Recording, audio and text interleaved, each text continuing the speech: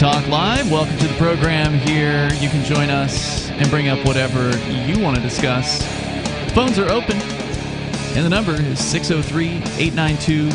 Sorry. 603-283-6160. We were just talking about that the other day. Man, I know. 603-283-6160. Welcome to the program tonight. It's Ian. And Arya. So, we both had the same story and show prep here tonight, and that usually means we should talk about it. And in this case, it is yet another. I don't know how many of these there have been written in the last 13 and a half years, but yet another yet another story titled Bitcoin is dead. Oh, I'm sorry, crypto is dead. Not just Bitcoin is dead now. Now it's all of cryptocurrency. Press F to pay respects. According to some guy at the Some Spectator. lunatic who doesn't know what he's talking about and who, sees the fall of everything across the board from stocks to cryptocurrency. Probably not gold. I haven't looked at the price of gold, and if it's down, it's probably Gold's not. all right. It's at 1850. Is that down or up? I mean, it's been floating at around that for a while. Okay. But I mean, stocks are down. Cryptocurrencies are almost all down. It's not surprising. This is what it's a bloodbath right now. Yeah, this is what people do when they panic about their money supply. They pull out of things. They pull out of their investments. So all of the people who are leaving Bitcoin and stocks and stuff right now, they're people who were comfortable 2 years ago with buying cryptocurrency or buying stocks or something. Now they're like, oh God, the economy's about to collapse. I need some actual cash. So it's not surprising that this is going to happen. And, it's going to rubber band in the opposite direction. Of course, that's the wrong plan, is if you're expecting the economy to crash, the last thing you really want to be in is cash. But that said, if you manage to get some cash out of your investments before they went all the way down, and maybe they're not all the way down, maybe we're still halfway down. I don't know. Who knows when this roller coaster is going to start going back up again, or if it ever will. I suspect that it will. I mean, it certainly will. It's the same reason that NFTs are down. It's just this speculative money-making bubble that people were super excited about, but they're like, oh, I don't actually have the money to invest in cryptocurrency right now, or I need to cash out in order to pay my grocery bills because my dollars are buying less than they were 2 years ago. Here's what you got to do, in my opinion, and this isn't financial advice. If you're in cryptocurrency and you need to pay your grocery bills, get yourself a crypto-fueled debit card. That way isn't that essentially the same thing? That would that not affect the national average or global average of cryptocurrency values? I don't know how that works. Well, there's a difference between somebody taking their crypto and freaking out and selling all of it or most all of it or whatever because the price is going down. That's a panic sell, right? I don't know if people are selling or if they're just not buying anymore. Both of those would functionally... Generally, the reason that the prices go down is if more people are selling than buying, right? Like if sellers, it could mean both, right? It could mean that there are more sellers, and it could just mean there are fewer people buying. Well, yeah, obviously demand has gone down. You obviously have to have a buyer in order to have a seller meet and have a transaction happen. But it's those people who are looking to do a thing, right? So like when you go on a crypto exchange, and if you just tell the exchange, I got all this Bitcoin and I want to sell it, and then you just take whatever price you get, it pushes the price of the thing down. Yeah. Whereas if you are willing to sell your coins, but you don't need to sell them right then, you can then set a price at which you are willing to sell, and that does not push the price down when you do that. So bunch of people going on to exchanges and just sell, that's going to push the price down. Because then all the people who are willing to buy at those lower prices, they snap up those coins, but the price moves down. And so that's who's actually buying those coins? It's got to be like Coinbase and Kraken and Binance. Anybody who wants others, to get a good deal. I mean, the people buying right now are the people who understand the concept of buy the dip, as they call it. And this is certainly a dip, I would argue. I mean, the economy is going to go in the opposite direction as the USD becomes is more valuable. The USD is stronger at this exact moment than it was, 3 or 4 months ago, and that's because more people have confidence in it than they do cryptocurrency or gold or stocks or anything like that, because it's the currency they've used their entire lives. But at a certain point, the scales are going to fall from their eyes, and they're going to realize that these pieces of paper are actually not worth a whole lot of money, and they're constantly losing value. And it's at that point they're going to try to rebuy all of this Bitcoin or all of this gold or all of this Bitcoin Cash or Dash or whatever they're trying, or stocks or whatever. And they're going to realize, oh, I actually should have held on to it. They're buy high, sell low types. Well, I don't want to give anybody, advice. I'm not a financial advisor or anything like that. But if you are interested in getting into cryptocurrency, if it's been something you've been thinking about doing, it might be a good time to start doing what they call dollar cost averaging to get into it. Yeah, there's a company called, I think, Wage to Pay. It's probably one of my favorites. I've never had the opportunity to use it because I didn't learn about it until after, March the 16th of last year. Right, and now we're on bail conditions prohibiting any crypto use. Right. I assume I probably still could use Wage to Pay. I just wouldn't be able to set it up or do anything with it. So for me, and that would require a direct deposit paycheck and all this other stuff. I mean, I'm not using it, and I have no realistic option of using it in the future. But what it does is, most employers, when you do direct deposit, they allow you to send your paycheck to a number of different places. You can send 50% to this place, 10% to that place, whatever. Wage to Pay is one of these places to which you can send part of your paycheck, and it will automatically use that to buy cryptocurrency for you. Cool. I think in currencies that you specify, so you can tell it, yes, I want to buy BTC, which is Bitcoin, does or it send Dash. it to your personal wallet? It does send it to private wallets. That's cool. So it is a way of just automatically taking smart. a 1% of your paycheck and buying Bitcoin or something like that. And what about the rest of it? Does it then forward the dollars to a bank account or something? Or it depends on how you set up your direct deposit with your employer. But generally, the other 99% would just go to your default bank account or your savings account or wherever you're sending your paychecks. The idea behind we haven't even mentioned yet here. Bitcoin right now is floating at around $31,000 per coin, and that does hurt to hear, though. And I read online earlier that takes it back to all the way back to July or June of 2021. So that's not even a year ago. Low. Yeah, not even an entire year ago was it at this level. And this is, but that's how people are. Whenever the price takes a dip, or a large dip in this case, it's a more than 50% dip at this point, because it hit $68,000 late last year. I think it was like November or something like that. So it has gone pretty high, and now 30,000 seems quite low by comparison. But the reality is, prior to last year, $30,000 was a record high. That's a really good point. I mean, Bitcoin is only down if you look at it within a certain context. Correct. If you widen that view just a little bit and say, oh, it's still 4 times what it was 2 years ago, so it's still doing good. I would suggest. However, 2 years ago it was, I don't know. I don't have the exact number here. I'm looking at the Bitcoin ticker widget. I think 2 years ago it would have been about 8,000-9,000. Yeah. So it's way up compared to that. It's all relative, right? And I think it's going to recover. I don't think it has really much of a choice but to recover. I know a lot of people are proclaiming, NFTs are dead, cryptocurrency is dead, it's no longer exciting, people can no longer make billions upon billions of dollars. Well, yeah, they are, and I mean, they can, and that's why the people out there who know what they're doing are buying it while you panic sellers are selling it. We've seen this before, again and again. Crypto dips, sometimes big time. People freak out. They act like it's the end of the world. And then, in some cases, it takes a couple of years. Like, it usually doesn't, jump back up to $70,000 next week. It could, but it usually doesn't go that quickly back up. Usually it's like, okay, 2 years later, and there's a big rally, and it all comes back.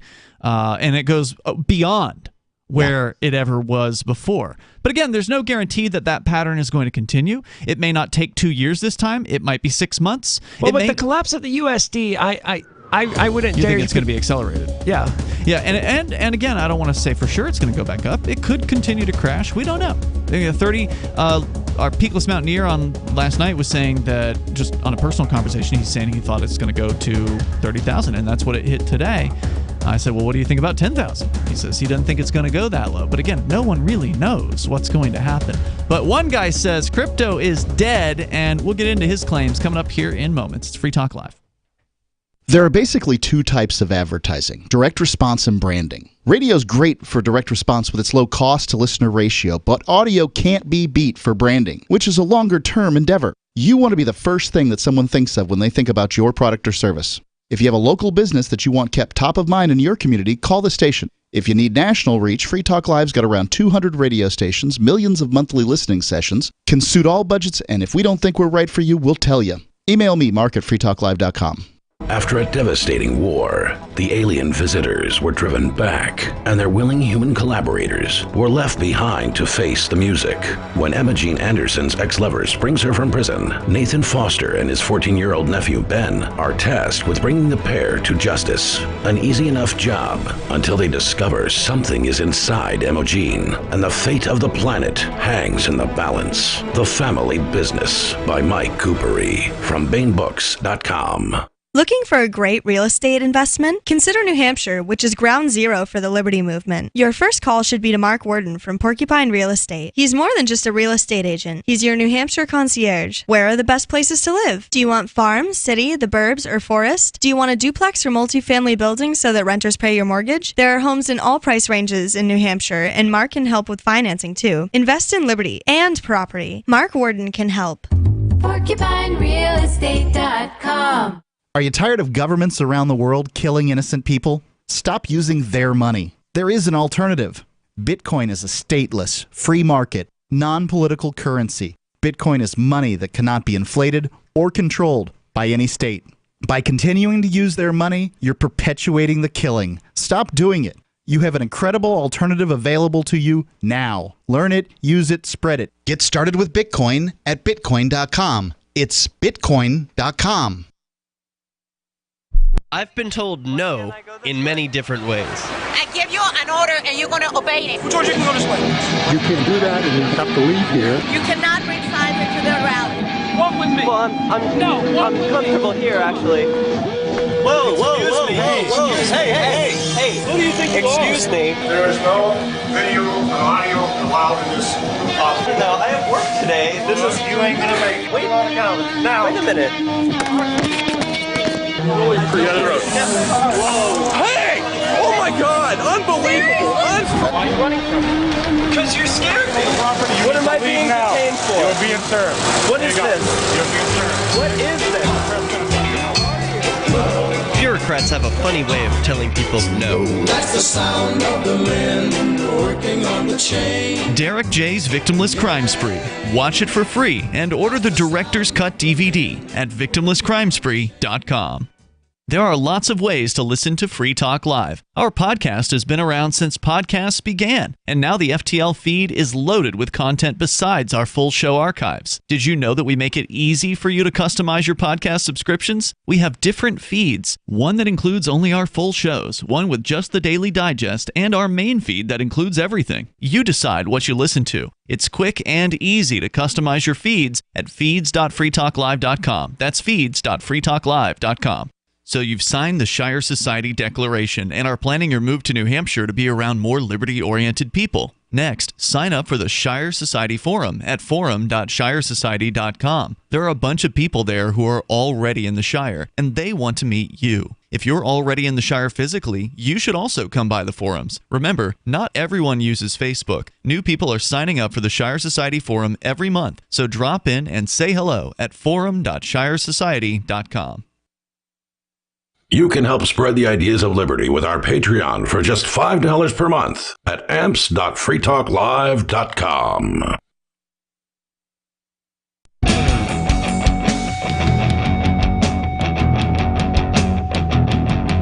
It's Free Talk Live. The number here, if you want to join us, 603-283-6160. That's 603-283-6160. Here tonight, you've got Ian and Arya. And Free Talk Live is brought to you by Bitcoin.com. That is where you can go to learn the basics about cryptocurrency like Bitcoin and Bitcoin Cash. And no better time than a big market downturn to start that process and maybe consider getting into the world of crypto. Go to Bitcoin.com, click Get Started at the top of the page, and you will find some introductory videos there that'll teach you the basics, like what is decentralization, why is it important to the idea of money, and why has it existed ever prior to Bitcoin? What were some of the innovations that Bitcoin brought to the forefront? You'll learn some of that stuff over at Bitcoin.com. Click Get Started at the top of the page. Also, You can go to news.bitcoin.com to get the latest news headlines. Once again, that is news.bitcoin.com. As we continue here, we're going to get into this yet another piece. So I'm going to the bar after the show, and I just decided while we were doing that that every drink that I have tonight, I'm going to toast to the memory of Bitcoin. According to yet another columnist, Bitcoin, aka, well, in this case, crypto, is dead. We'll get into Ross Clark at the Spectator, his opinion here in moments. But first, Major Payne is on the line in Michigan. Go ahead, Major.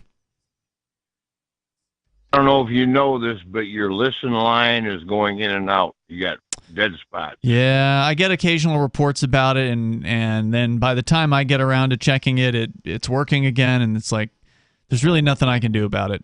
So the big giant head is messing with you. I'll call in sometimes, and it'll ring and ring and ring and ring, and then I'll hang up, and I'll call back, and bang, I'm right on the right into your system.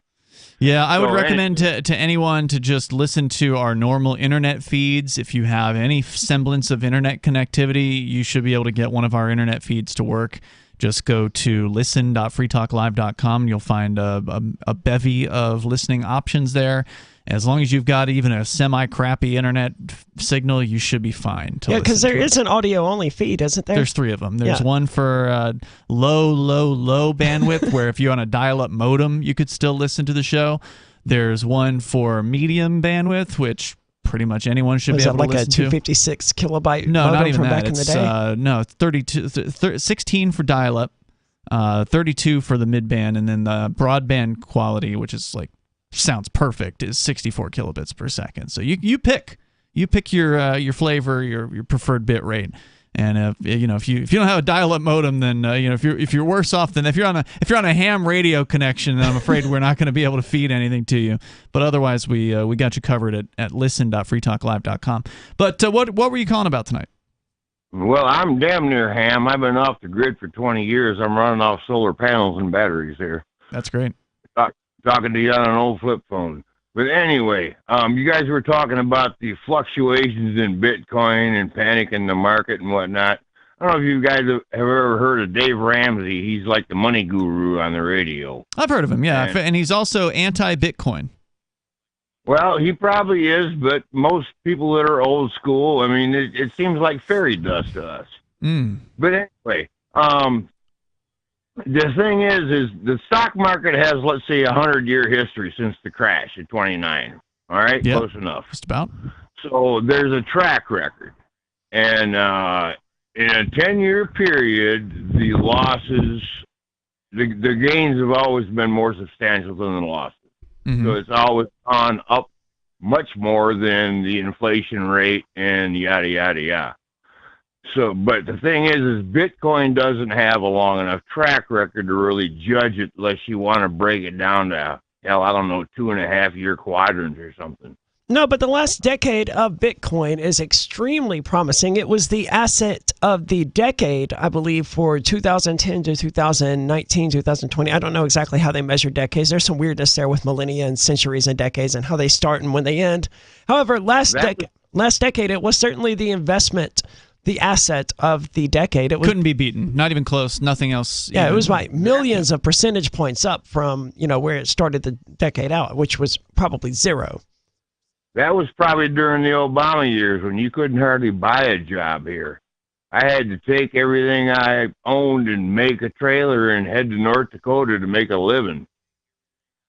It wouldn't have mattered who was running the United States federal gang. It wouldn't have mattered if it was a Republican or a Democrat. Bitcoin still would have done exactly what it was going to do, which is replace bad money. It was going to give people a decentralized alternative to government money for the very first time, one that was completely untouchable, one that cannot be shut down, it cannot be regulated out of business.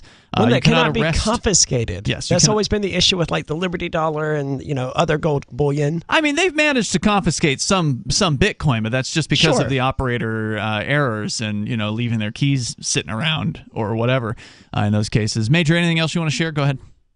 I hope y'all are right because I can always stand another burr into the government saddle. But yeah, I got a quick funny for you. Our president, old China Joe, has been accused of aiding and abetting.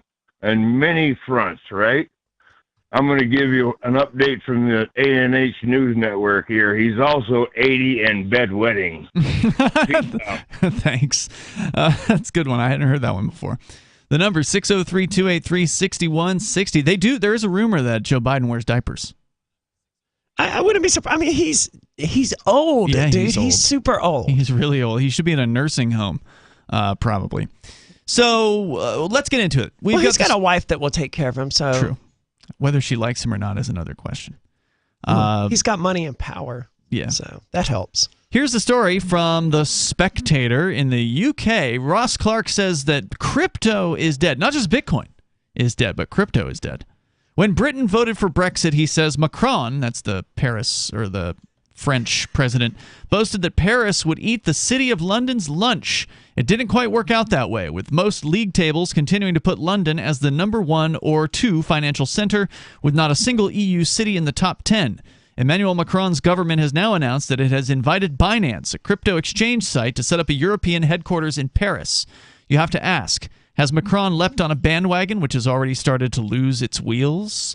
The warning sign for cryptocurrencies is not so much that they have crashed, Bitcoin is down 50% from its peak last November, but that they have become boring.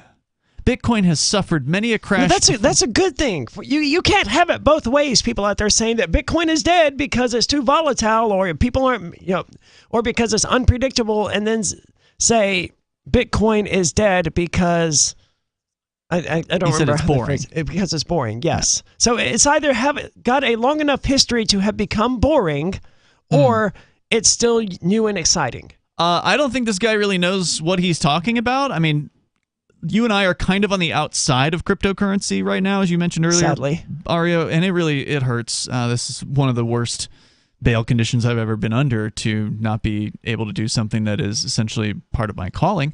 But regardless, we are still able to learn about the world of cryptocurrency. We can hear about what's going on and research new technologies and things like that. And I mean, I've never been more excited for the future of cryptocurrency. I think there's some really cool stuff out there that has never existed before the last 2 years.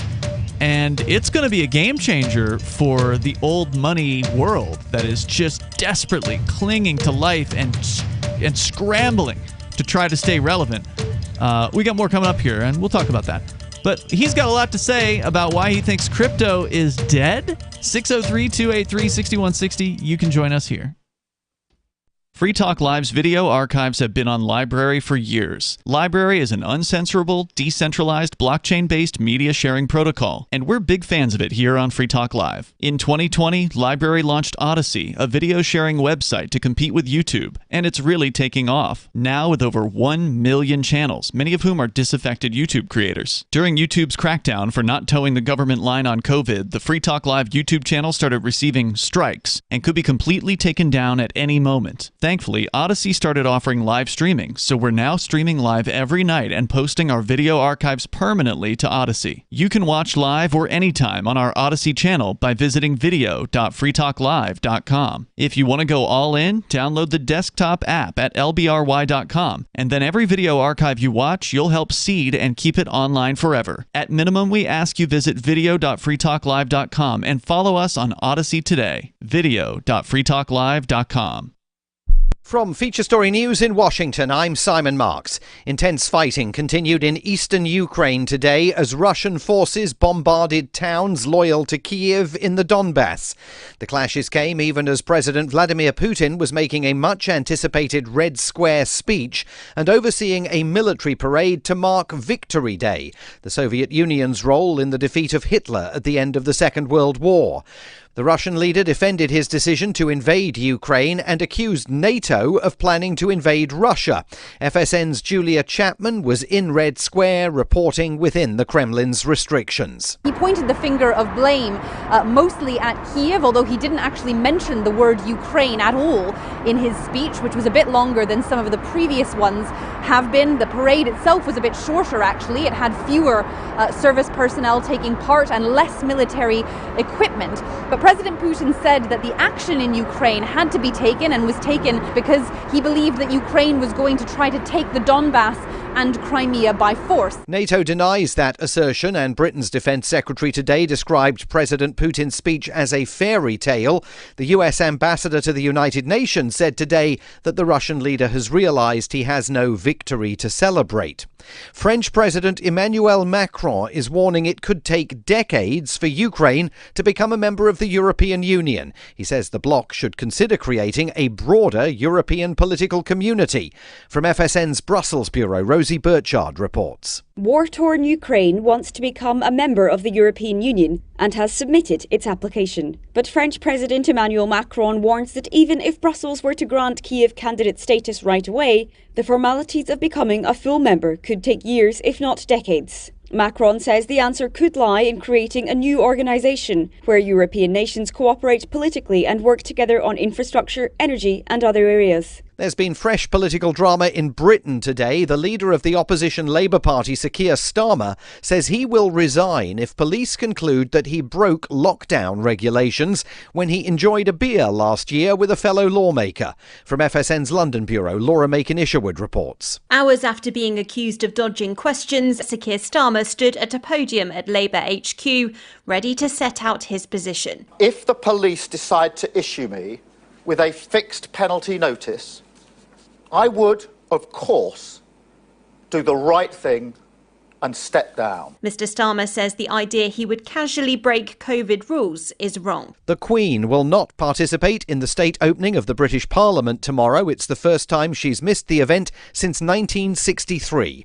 Buckingham Palace said the 96-year-old monarch is suffering from occasional mobility problems. Prince Charles will deliver the speech instead. From bureaus worldwide, this is FSN. Yep, we still do email. Drop your email address in the entry box at freetalklive.com and you'll be kept in the loop with Free Talk Live.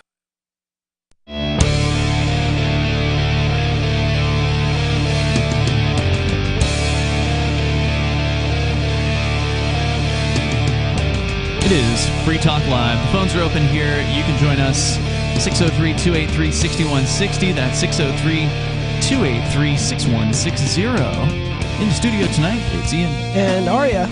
We've been talking about the Bitcoin crash, quote unquote, all the way down to summer of 2021 levels. I want to focus on this guy's main point here, though, which is that he's alleging that crypto, not just Bitcoin, crypto is boring.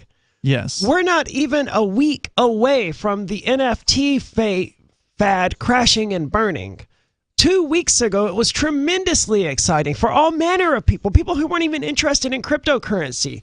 Like a guy who owns a local restaurant here in Kenai asked him recently if they were going to be willing to accept cryptocurrency. He goes, no, but we're going to make an NFT. Oh, yeah. No, it's the NFT market hasn't gone completely away. But it will. I think it's going to go mostly away. As far as the craze is continuing. There's still a bunch of late comers that are jumping on board, like you're talking about this local business owner. I mean, he's over a year. I don't know when the NFT thing craze started. I think it was like a year and a half ago. But, he's a little bit late to the party. A little. So, you can still put an NFT out there. You can still put it up for auction or whatever, and maybe it'll sell, but you're not going to get, millions of dollars for your average NFT. In fact, many of the NFTs or non-fungible tokens that have been sold for hundreds of thousands, if not millions, are trying to be resold, and they're not even coming close. They're lucky to get $10,000 out of a $2 million purchase. And I hate NFTs. I hate everything about them. However, just a month ago, they were the most exciting thing that anyone was talking about. Yeah. That was all people were talking about. The NFT thing, they loved it. They were super excited. It was going to be great. And a month later, all crypto is dead, according to this guy. It's boring. They won't come up with a new NFT or anything like that. No. It's just going to die now with a whimper or a sigh. Well, he's saying it's boring, and I think, honestly, he doesn't know why a lot of us find Bitcoin exciting in the first place. I'm not sure why he thought it wasn't boring previously, but we'll get into further about his opinions. And so this is from The Spectator in the UK. He says, Bitcoin has suffered many a crash before, yet bottom feeders quickly rushed into the market and sent the price rebounding. This time around, there is little sign of any enthusiastic speculation. On the contrary, a brief rally in March fizzled out as quickly as it had begun. Bitcoin now looks set to plunge below its previous peak of $31,776 reached last July. I mean, to be fair, as I understand it, when we were arrested last March, the rumor was that the reason that cryptocurrency communities weren't really talking about it was because this was happening everywhere, all over the United States. I haven't seen any reason to believe that is or isn't true. However, it makes sense that the bottom feeders, as this guy put it, wouldn't be out there buying up all the Bitcoin because they probably can't at the moment. Well, I don't know. I mean, I'm not going to speculate about who can and can't do something. There's a bunch of people out there who are interested in cryptocurrency. Sure. Some of them are buying and some of them are selling. And as you pointed out earlier, there's a higher demand for selling than there is for buying at the moment. But that can change tomorrow. And there may be some people who are just waiting till it drops below 30,000 and then they're going to snatch up a ton of it. So it just depends. Every individual in the market has their own opinions about when to buy and when to sell, and that's how the market prices get set. So I'm not going to go out on a limb and say what people are and aren't willing to do. But going on. He says many thought that Bitcoin and other cryptocurrencies could turn out to be a hedge against inflation. Those hopes have been dashed. Well, I don't agree at all. I think that's reporting a little early here, pal. I mean, inflation ain't over. It's barely even started. Yeah. Like, I remember it's been almost 2 years now since I made the post of, hey, you just got your stimulus check for $600. I don't remember what that one was for. I don't either. $1,200? Yeah, who knows? And, use it to buy. It's not financial advice, but I suggested that it would be a wise idea for people to use that to buy cryptocurrency. And there is a Twitter bot that tracks this now. And anyone who did that, they still came out way, way ahead. And that inflation of the USD that occurred then and that's ongoing now hasn't even started, hasn't even really hit. So just would factor in that as well. Bitcoin is down, yes, but the true plummeting of the USD has yet to even start. There's a website. So I went to the Twitter account that you're talking about, and they linked to a website, bitcoinstimulus.net. So as of today, wait, is this based on... Yes, okay, so based on a $1,200 Bitcoin purchase made on April 15th, 2020, which was the first stimulus check, right? That was when that was. It was right in the beginning of the COVID situation. I didn't get mine until like early May, but still within that 2 weeks window, the value of Bitcoin didn't move a whole lot. It is still up 361%. Jesus. And this guy... So you still turned that $1,200 into a little over $5,532 as of today. Now, and this guy wants you to believe that cryptocurrency is you can't do anything about inflation with crypto now. What a load. Anyway, he goes on. He says, while most currencies have been devaluing against real-world assets, cryptocurrencies have been falling in value faster. As for the other long-term incentive to hold Bitcoin, that it might provide a stable wealth store from prying eyes of government, that started to decay a while ago as governments got better at tracking down cryptocurrencies. Now, he's not wrong about that. Bitcoin, for instance, specifically is completely public. If a government knows your Bitcoin address, which they shouldn't, because you can keep that relatively quiet.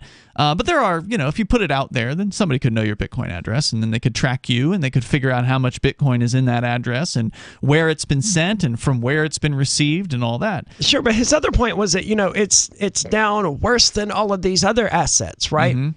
I don't know what Bitcoin was at 1 year ago as of today. However, Netflix... down 71% year-to-date. Oof. Snapchat, 50% year-to-date. Wow. Facebook, 42% year-to-date. Uber, 47%. Amazon, 36%. Disney, 32%. Tesla, 34%. Yeah, and you can't get jack diddly from the U.S. government's own treasury bonds. No. So I don't know how bad Bitcoin is doing versus where it was at last year at this time.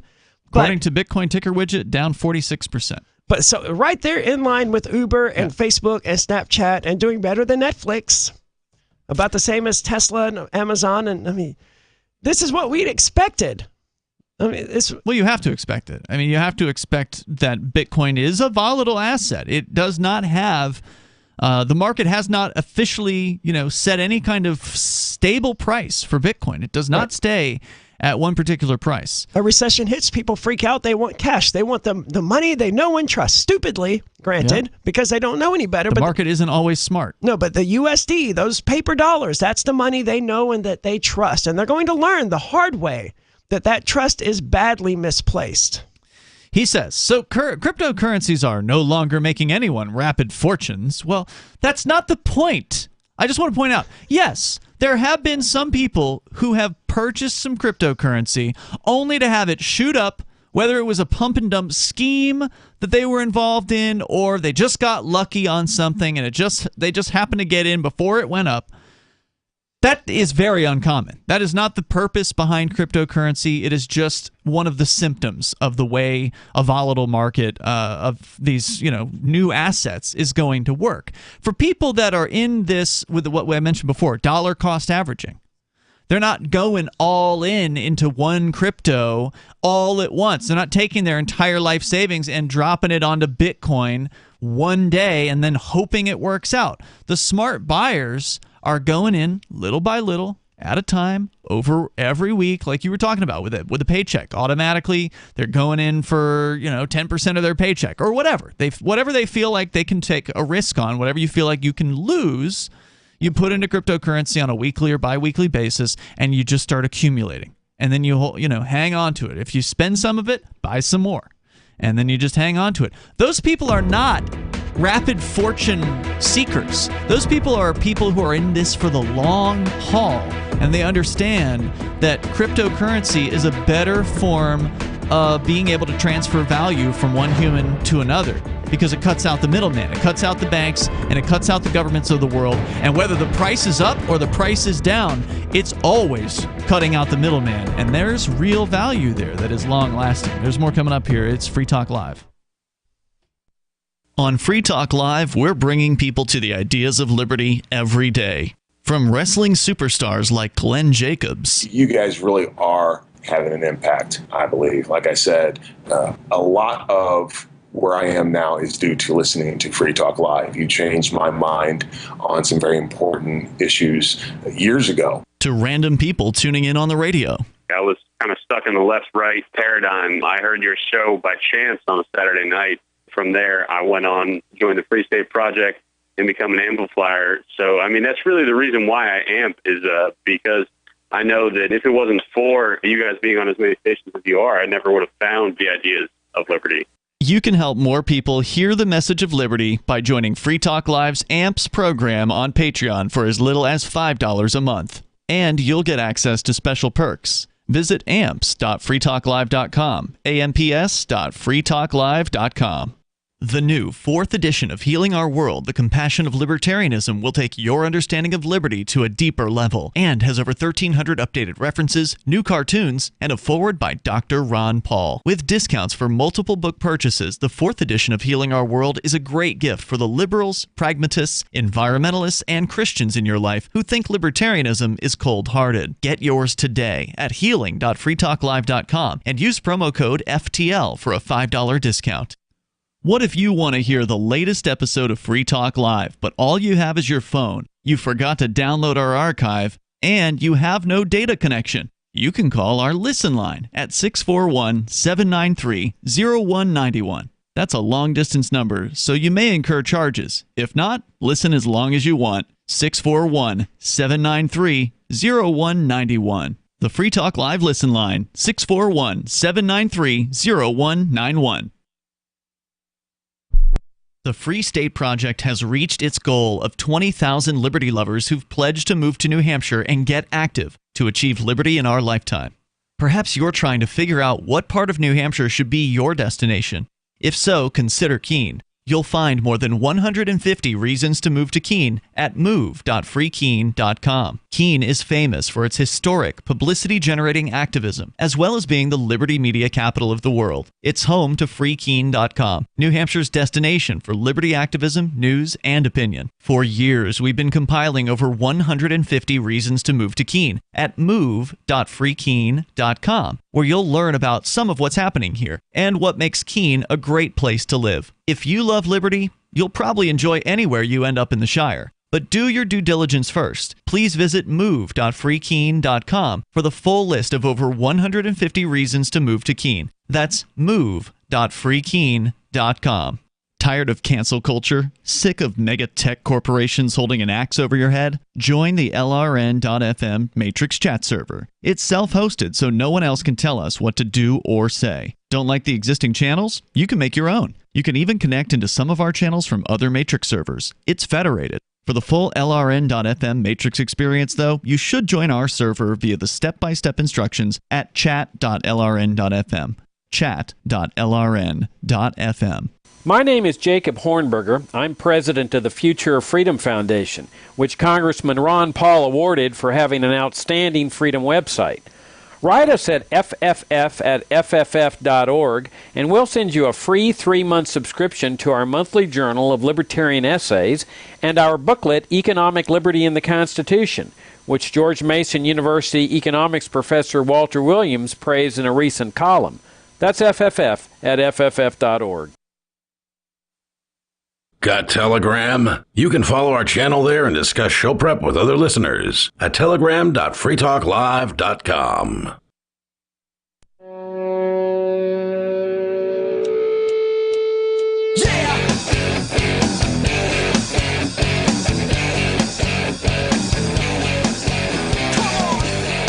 It's Free Talk Live. The phones are open. You can join us here at 603-283-6160. That's 603-283-6160. Here tonight, it's Ian. And Aria. Also want to say thank you to our Free Talk Live supporters on the AMPS program. It's a Patreon. Troy Schultz is one of them. He is silver level, which means that Troy is helping us out to the tune of at least $5 a month, helping us advertise, market, promote, and support Free Talk Live. That is what AMPS stands for, and you can join it by going to amps.freetalklive.com. It takes you right to our Patreon page, where you can sign up at whatever level you prefer, but we do ask for at least $5 a month, so thank you to Troy for doing that over at amps.freetalklive.com. As we go back to your phone calls and thoughts, we'll get a little bit further. It's not a long story, by the way. There's like 2 paragraphs left on this. It's just a short little hit piece against cryptocurrency, claiming that there's no more reason to use crypto. It's over. So we'll get into that coming up here. But first, Stephen is on the line in North Georgia. Stephen, you're on Free Talk Live with Ian and Aria. Hey, guys. So real quick, I've been getting casted at work because people ask me questions and I just typically answer, hey, I'm an anarchist. What do you think the answer is? And so people have been like asking me about Bitcoin and stuff. So I bought some Bitcoin the other day. Paycheck came in, and instead of buying silver or ammo, I bought Bitcoin. Cool. And so I'm pretty happy about that. But question for you about the value of Bitcoin, because it's still very confusing. Sure. Do you think that part of the reason that Bitcoin shoots up and down in price the way it does is because it's not government-backed, therefore governments don't have a reason to protect its value? I mean, that's an interesting, theoretical thing. Certainly, there's no... if there's manipulation in the world of Bitcoin, it is certainly not being done by the usual suspects, right? Like the bankers are not involved. And governments have never done a very good job of protecting currencies. No, but he is pointing out, I think it's right to point out that there's manipulation involved in, say, the price of gold. So there's been a lot of allegations for a long time that the bankers and these people that'll sell you gold on paper are lying to you. They will sell you quote-unquote gold, but you don't get to actually hold it. It's not physical. It's supposedly physical in a vault somewhere that the bank supposedly has. But then when you go to the bank or whoever it is that sold it to you, some broker or whatever, and you say, all right, I want my delivery. I want my gold. Well, then they usually get back to you and they say, it's going to be 90 to 180 days, but we'll get it to you. Well, I mean, of course, selling gold in the short term, there's no way that's a profitable endeavor unless you do it in the way that, the goldbacks people did. Because in the long run, because of inflation and the way that governments treat their currencies, the value of gold is always going to go up. in the long thing. run. That's the point I'm trying to make here, Arya, is that they're pushing the price down. Right, and because that's the only way they can make money off of it. Otherwise, it would make more sense for them to just keep their gold themselves. Well, no, that's not true. You can make money by selling gold straight out. There's plenty of gold dealers out there, like Roberts in North Florida. They'll sell you actual gold, and they're in business to make money. So you can make money selling gold. You just have to sell it at whatever the market level is. And right now, there's the spot price of gold, and then there's what it actually sells for. You cannot go out there and pay $1,850 anywhere unless you've got a crackhead banging on your pawn shop door, who needs to sell some gold right then. Most people are going to sell it for $2,000 or $2,300 or $2,200. So there's going to be a large spread in there between what the quote-unquote spot price is that you would have to buy, thousands of ounces to even get close to. But for the average person buying 1 ounce of gold, you're never going to pay spot. I see. So there's money to be made on that. But what they're doing is they're pushing the price of gold down by selling gold that doesn't exist. So that's the theory out there, is that the price of gold should be $3,000, $4,000, $5,000, God knows how much per ounce, if it was actually being sold honestly. And there's strong evidence that there's a ton of people that own gold on paper, that there's not actually gold in the vault to back it up. And you can't prove that theory very easily. But anyway, so to go back to your question, Stephen, that kind of manipulation cannot be done easily with something like cryptocurrency, because there's a finite amount of Bitcoin. And while it could be true that companies like Coinbase may be selling cryptocurrencies they don't have, that is it less could be true likely. with Monero. It would be almost impossible for them to get away with it with any other cryptocurrency, because those are publicly traceable on the blockchain, and you can you can verify that they actually have what they say they have. So that kind of manipulation is much less likely. That's a short answer. My question isn't. I don't think they're manipulating the price of Bitcoin. My question is, are they manipulating the price of the U.S. dollar? And because they're manipulating the price of the U.S. dollar, is that affecting the way that we quote-unquote see the value in Bitcoin? Because when we talk about Bitcoin, we talk about it in value of USD. I'm sure in China they talk about it in their currency, and in Russia their currency. But is it that the Bitcoin is being devalued up and down, or is it that we're simply seeing it value up and down in addition to the dollar plummeting? Yes, both is true. Both is true, because we know the dollar is plummeting in value. That's what inflation is. When they inflate the money supply, the value of the dollar goes down. It doesn't buy what it used to buy, and in a half a year, it's going to buy even less. Right? Next week, there's absolutely no doubt that this is happening. That is 100% ongoing right now as we speak. You can pull up the numbers for this month that compare it to last year, or last month compared to the last month last year. Those numbers should be coming out soon, I think, for April. The numbers are definitive, and they are clear that the U.S. dollar is becoming worth less in buying power every single month. And it always has. I mean, they've always been inflating the money supply as long as since they took the gold value or the gold backing away from the U.S. dollar. So the gold went away completely. I believe it was 1971. I think Richard Nixon got rid of whatever gold standardization there was. And so, yes, that is one factor, Stephen. And then another factor is, what is the market valuing Bitcoin at? So Bitcoin has climbed much faster than the rate of inflation, as we just explained a few moments ago, compared to April of 2020, when people went and got that $1,200 check from the government. If you had bought $1,200 worth of Bitcoin with that full amount of that check, it would be worth over $5,500 today. So that is way more than what the pace of inflation has been since then. Yeah, that's a 400% plus increase. About 360, I think, is what it said. But yeah, it's tremendous.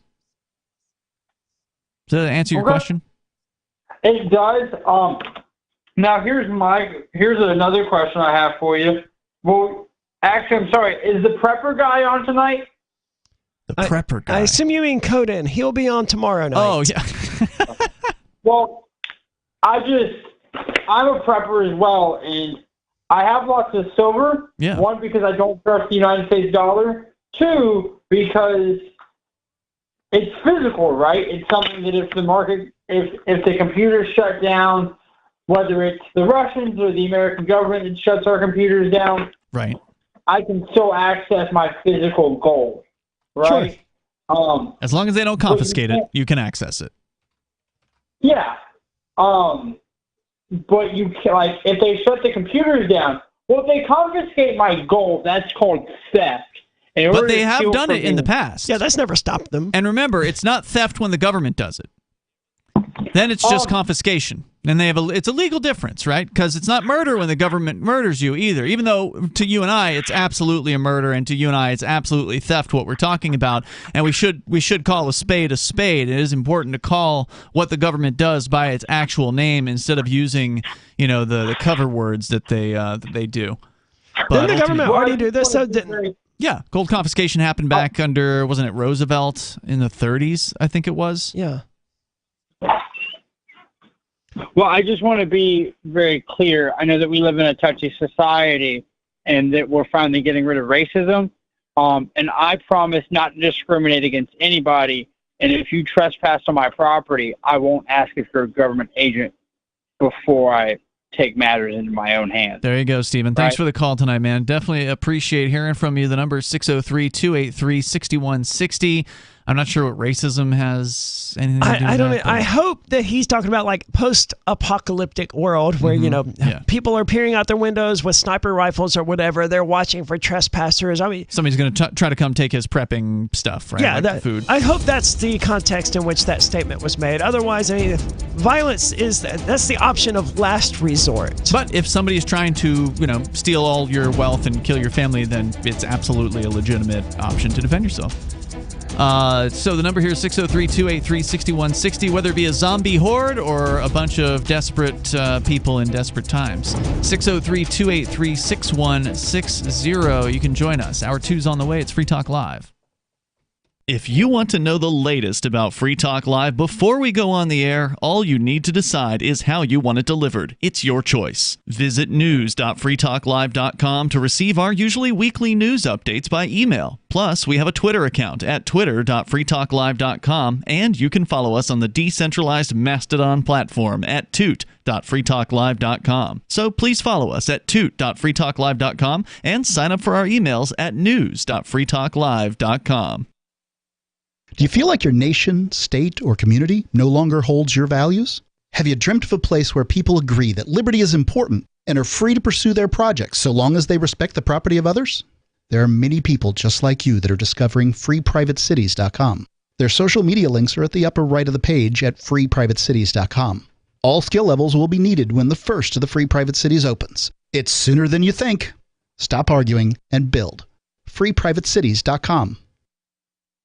Is oral health important to you? If you don't like your own teeth, fresh breath, or kissing people, then by all means stop listening. Several years ago, I met Jessica Armand, founder and CEO of My Magic Mud, and I became passionate about the product that she created and never want to live without it. It's clinically proven to whiten teeth, but I find it does much more. They want you to love My Magic Mud as much as I do, so they're giving you a money-back guarantee plus 20% off. Go to mymagicmud.com and use coupon code FTL20 at checkout. mymagicmud.com, FTL20. There are lots of ways to listen to Free Talk Live. Our podcast has been around since podcasts began, and now the FTL feed is loaded with content besides our full show archives. Did you know that we make it easy for you to customize your podcast subscriptions? We have different feeds, one that includes only our full shows, one with just the Daily Digest, and our main feed that includes everything. You decide what you listen to. It's quick and easy to customize your feeds at feeds.freetalklive.com. That's feeds.freetalklive.com. You're listening to the live edition of Free Talk Live. Hour number 2 is next after the news here on the Liberty Radio Network at LRN.FM. From Feature Story News in Washington, I'm Simon Marks. Intense fighting continued in eastern Ukraine today as Russian forces bombarded towns loyal to Kyiv in the Donbass. The clashes came even as President Vladimir Putin was making a much-anticipated Red Square speech and overseeing a military parade to mark Victory Day, the Soviet Union's role in the defeat of Hitler at the end of the Second World War. The Russian leader defended his decision to invade Ukraine and accused NATO of planning to invade Russia. FSN's Julia Chapman was in Red Square reporting within the Kremlin's restrictions. He pointed the finger of blame mostly at Kiev, although he didn't actually mention the word Ukraine at all in his speech, which was a bit longer than some of the previous ones have been. The parade itself was a bit shorter, actually. It had fewer service personnel taking part and less military equipment. But President Putin said that the action in Ukraine had to be taken and was taken because he believed that Ukraine was going to try to take the Donbass and Crimea by force. NATO denies that assertion, and Britain's Defence Secretary today described President Putin's speech as a fairy tale. The US ambassador to the United Nations said today that the Russian leader has realised he has no victory to celebrate. French President Emmanuel Macron is warning it could take decades for Ukraine to become a member of the European Union. He says the bloc should consider creating a broader European political community. From FSN's Brussels bureau, Rosie Burchard reports. War-torn Ukraine wants to become a member of the European Union and has submitted its application. But French President Emmanuel Macron warns that even if Brussels were to grant Kiev candidate status right away, the formalities of becoming a full member could take years, if not decades. Macron says the answer could lie in creating a new organisation where European nations cooperate politically and work together on infrastructure, energy and other areas. There's been fresh political drama in Britain today. The leader of the opposition Labour Party, Sir Keir Starmer, says he will resign if police conclude that he broke lockdown regulations when he enjoyed a beer last year with a fellow lawmaker. From FSN's London bureau, Laura Macon-Isherwood reports. Hours after being accused of dodging questions, Sir Keir Starmer stood at a podium at Labour HQ, ready to set out his position. If the police decide to issue me with a fixed penalty notice, I would, of course, do the right thing and step down. Mr. Starmer says the idea he would casually break COVID rules is wrong. The Queen will not participate in the state opening of the British Parliament tomorrow. It's the first time she's missed the event since 1963. Buckingham Palace said the 96-year-old monarch is suffering from occasional mobility problems. Prince Charles will deliver the speech instead. From bureaus worldwide, this is FSN. With FSN Spotlight, I'm Simon Marks. The people of the Philippines are voting today in an election that could see the return of the Marcos family to the country's presidency. Ferdinand Marcos Jr. is the son of the late Filipino dictator Ferdinand Marcos Sr. His running mate is the daughter of soon-to-depart President Rodrigo Duterte. Marcos Sr. was elected in 1965, imposed martial law in 1971, and was ousted only in 1986 after stealing fortunes from the country's treasury. It's not yet clear whether his son is cut from substantially different cloth. Jim Lindsay is with the New York-based Council on Foreign Relations. I think a lot of people are worried that Marcos harbors the same authoritarian leanings as his father. Marcos Jr. has solidified his family's relations with a number of the other leading families in the Philippines. Marcos's campaign has also been helped by what looks to be rampant disinformation, a whitewashing of what his father did when he ran the country. Marcos has also suggested that he is not going to shine a spotlight on some of the unseemly things that were done under the Duterte presidency, particularly the vigilante drug war. The US is worried Marcos is vowing to move Manila closer diplomatically to China, raising fresh questions about the future of the US security pact between Washington and the Philippines. The main news again, Russian forces have again pummeled eastern Ukraine, even as President Vladimir Putin was defending his decision to invade the country and accusing NATO of planning to invade Russia.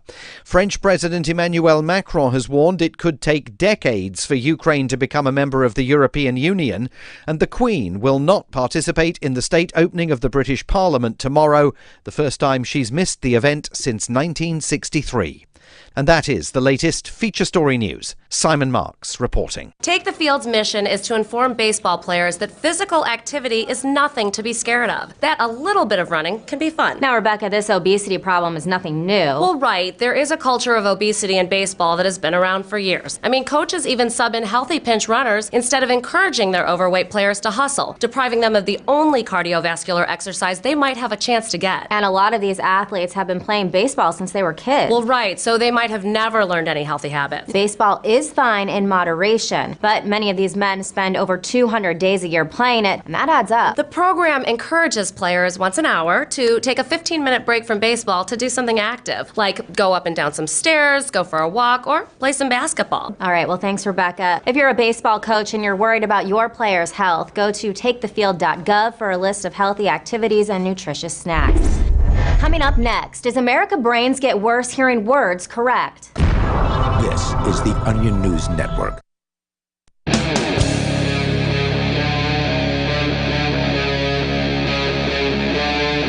Free Talk Live. It's Free Talk Live. You can join us here and bring up whatever you want. We're kicking off the second hour of the program. On the way tonight, Arya, you've got a story about Apple workers in China trying to escape the factory, and I want to know more about what's going on with that. But we're still talking about yet another proclamation that cryptocurrency is dead. This according to an article at The Spectator at the UK. What is the name of that website? BitcoinObituary.com, something like that? I don't know, but there's one site that, that has been tracking all of these news stories for the last... not all of them, because there's just so many, It's hard. right? Yeah, it's got to be hard to keep track of them. They probably have a crawler or something that's doing it, but still, I mean, this is garbage that is...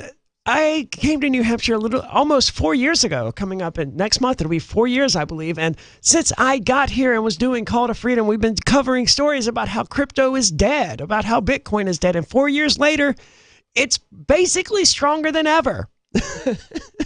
That's a weird way of dying.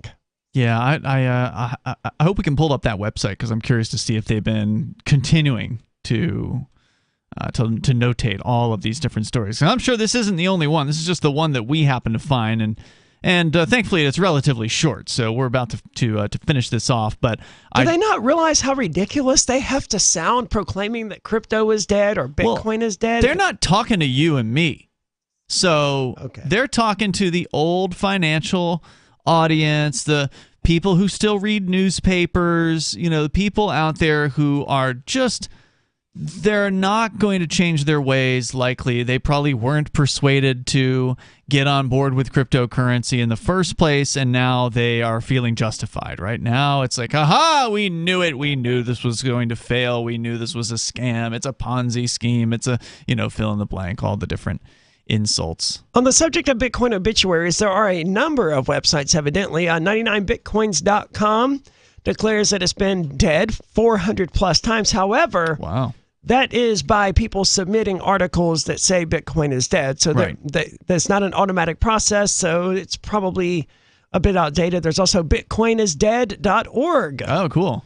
Which seems to actually have more updated information, but I don't know because it's presented in confusing ways. And with graphs and stuff like that, that's going to take a minute to actually process. However, 2021... 41 alleged Bitcoin deaths, 45 if you believe Cointelegraph. So I mean, this is the same.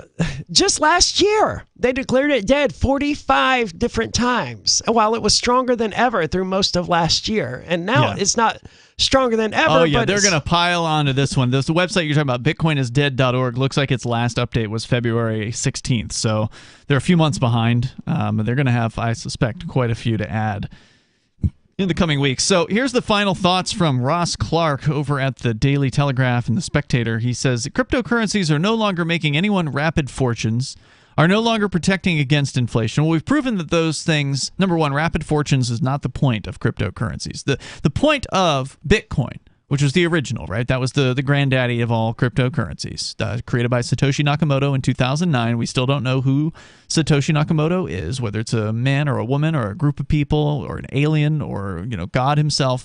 It has not been revealed at this point. I mean, but you laugh, but it's not impossible. It wouldn't be the weirdest religious idea I've ever heard that Bitcoin was divine revelation directly from God. I actually tend to believe that. I mean, that's true.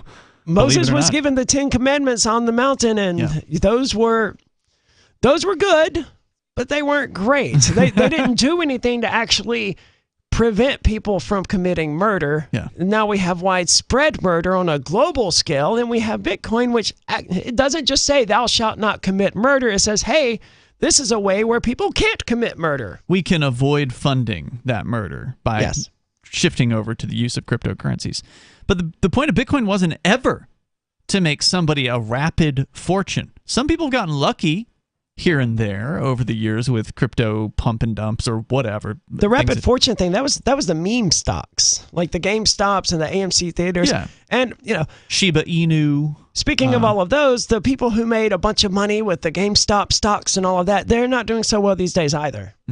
I mean, if just everyone is hurting. It's not new to cryptocurrency. It's not unique to cryptocurrency, and it's not unique to stocks. We've proven that he's absolutely wrong when he says it's about protecting against inflation, or that they're no longer, he says, protecting against inflation. It's total garbage. Bitcoin is up over 360-something% since the first welfare check.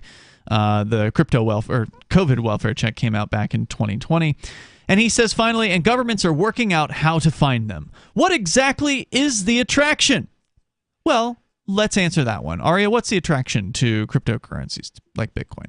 It defangs the government. It keeps them from being able to pay for their wars, their dropping of bombs, their widespread murder, and their devastation of people locally and around the world. Because in order to pay for these things, they have to create their own currency, which they then inflate because they can't. If we were being taxed, if the average American were actually being taxed in a way to pay for these trillions of dollars being spent on war, there would be revolts in the streets. Politicians would be getting tarred and feathered, if not beheaded, because the tax rate would be something like 80-90% of income taxes just going to pay for these wars. So in order to hide that, the government just inflates the currency. And if they don't control the currency, then they can't inflate the currency. And that's the biggest, most valuable thing that Bitcoin does. It gives us a way of having value in a way that, one, they can't take, in the way that they can just break into your home and take your gold. If you have, 10 pounds of gold sitting in your basement, that's relatively easy to find. But if you have 10 Bitcoins, a lot harder. It's a lot harder, and it can be arranged so that it's completely impossible for the government to take that from you, short of, torturing you or something like that. And that's always a possibility when you're dealing with governments who are desperate to maintain their power.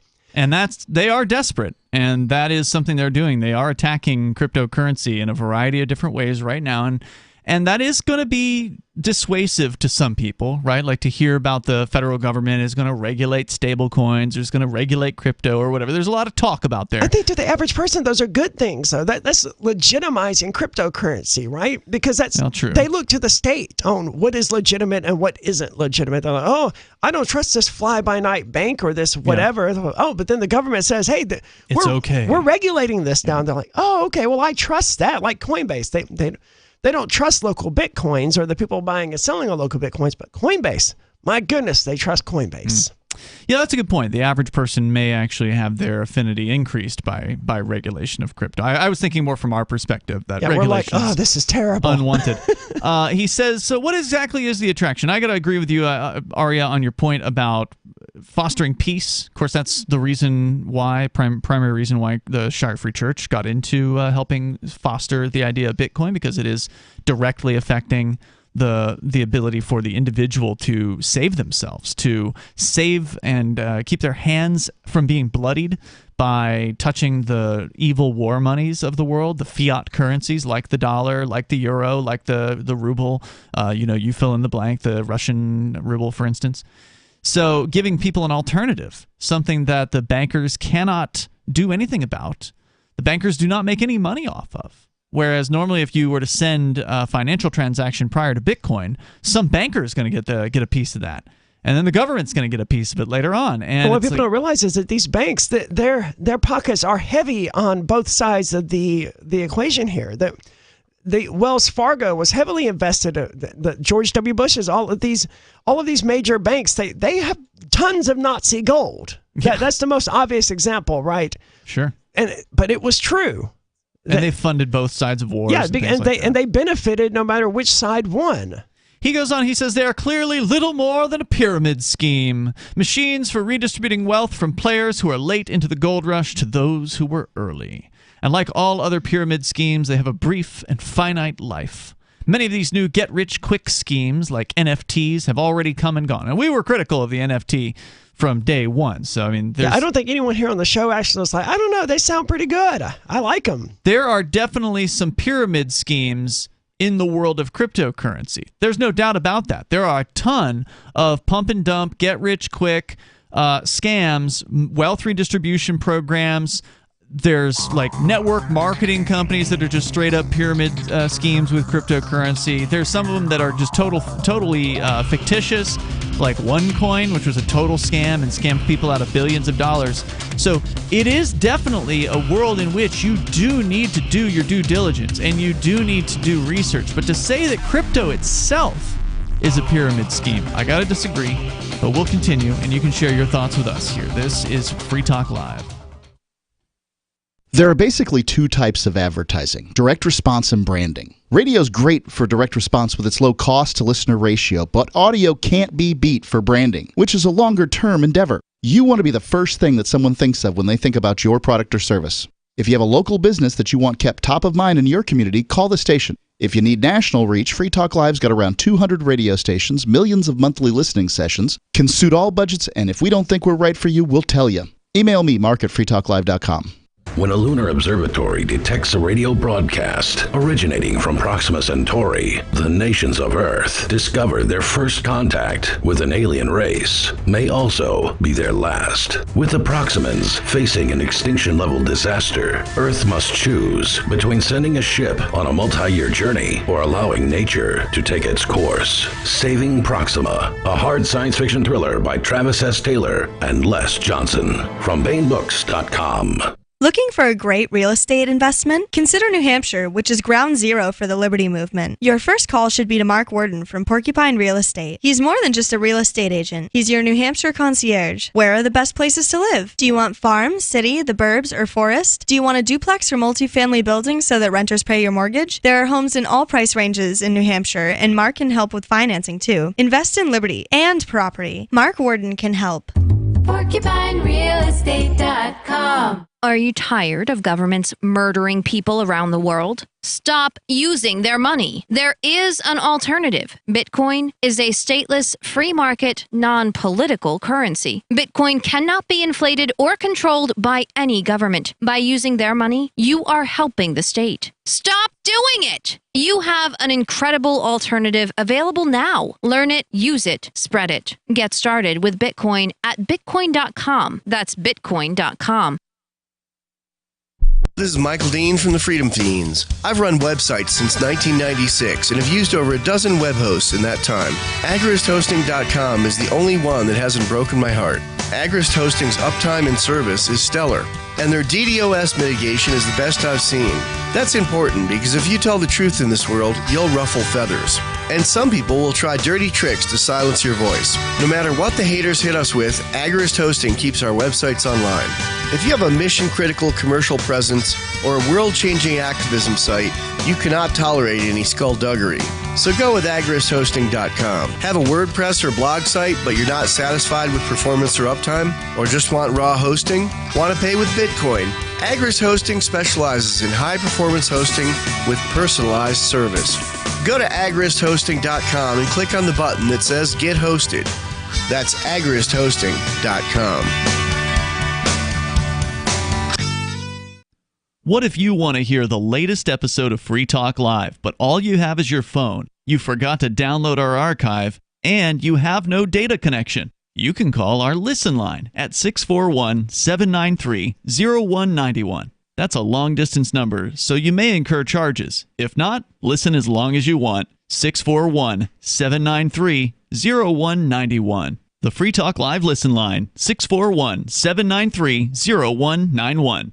So you've signed the Shire Society Declaration and are planning your move to New Hampshire to be around more liberty-oriented people. Next, sign up for the Shire Society Forum at forum.shiresociety.com. There are a bunch of people there who are already in the Shire, and they want to meet you. If you're already in the Shire physically, you should also come by the forums. Remember, not everyone uses Facebook. New people are signing up for the Shire Society Forum every month, so drop in and say hello at forum.shiresociety.com. Our Matrix server is about as free as internet chat can be. Join the existing rooms or create your own at chat.freetalklive.com.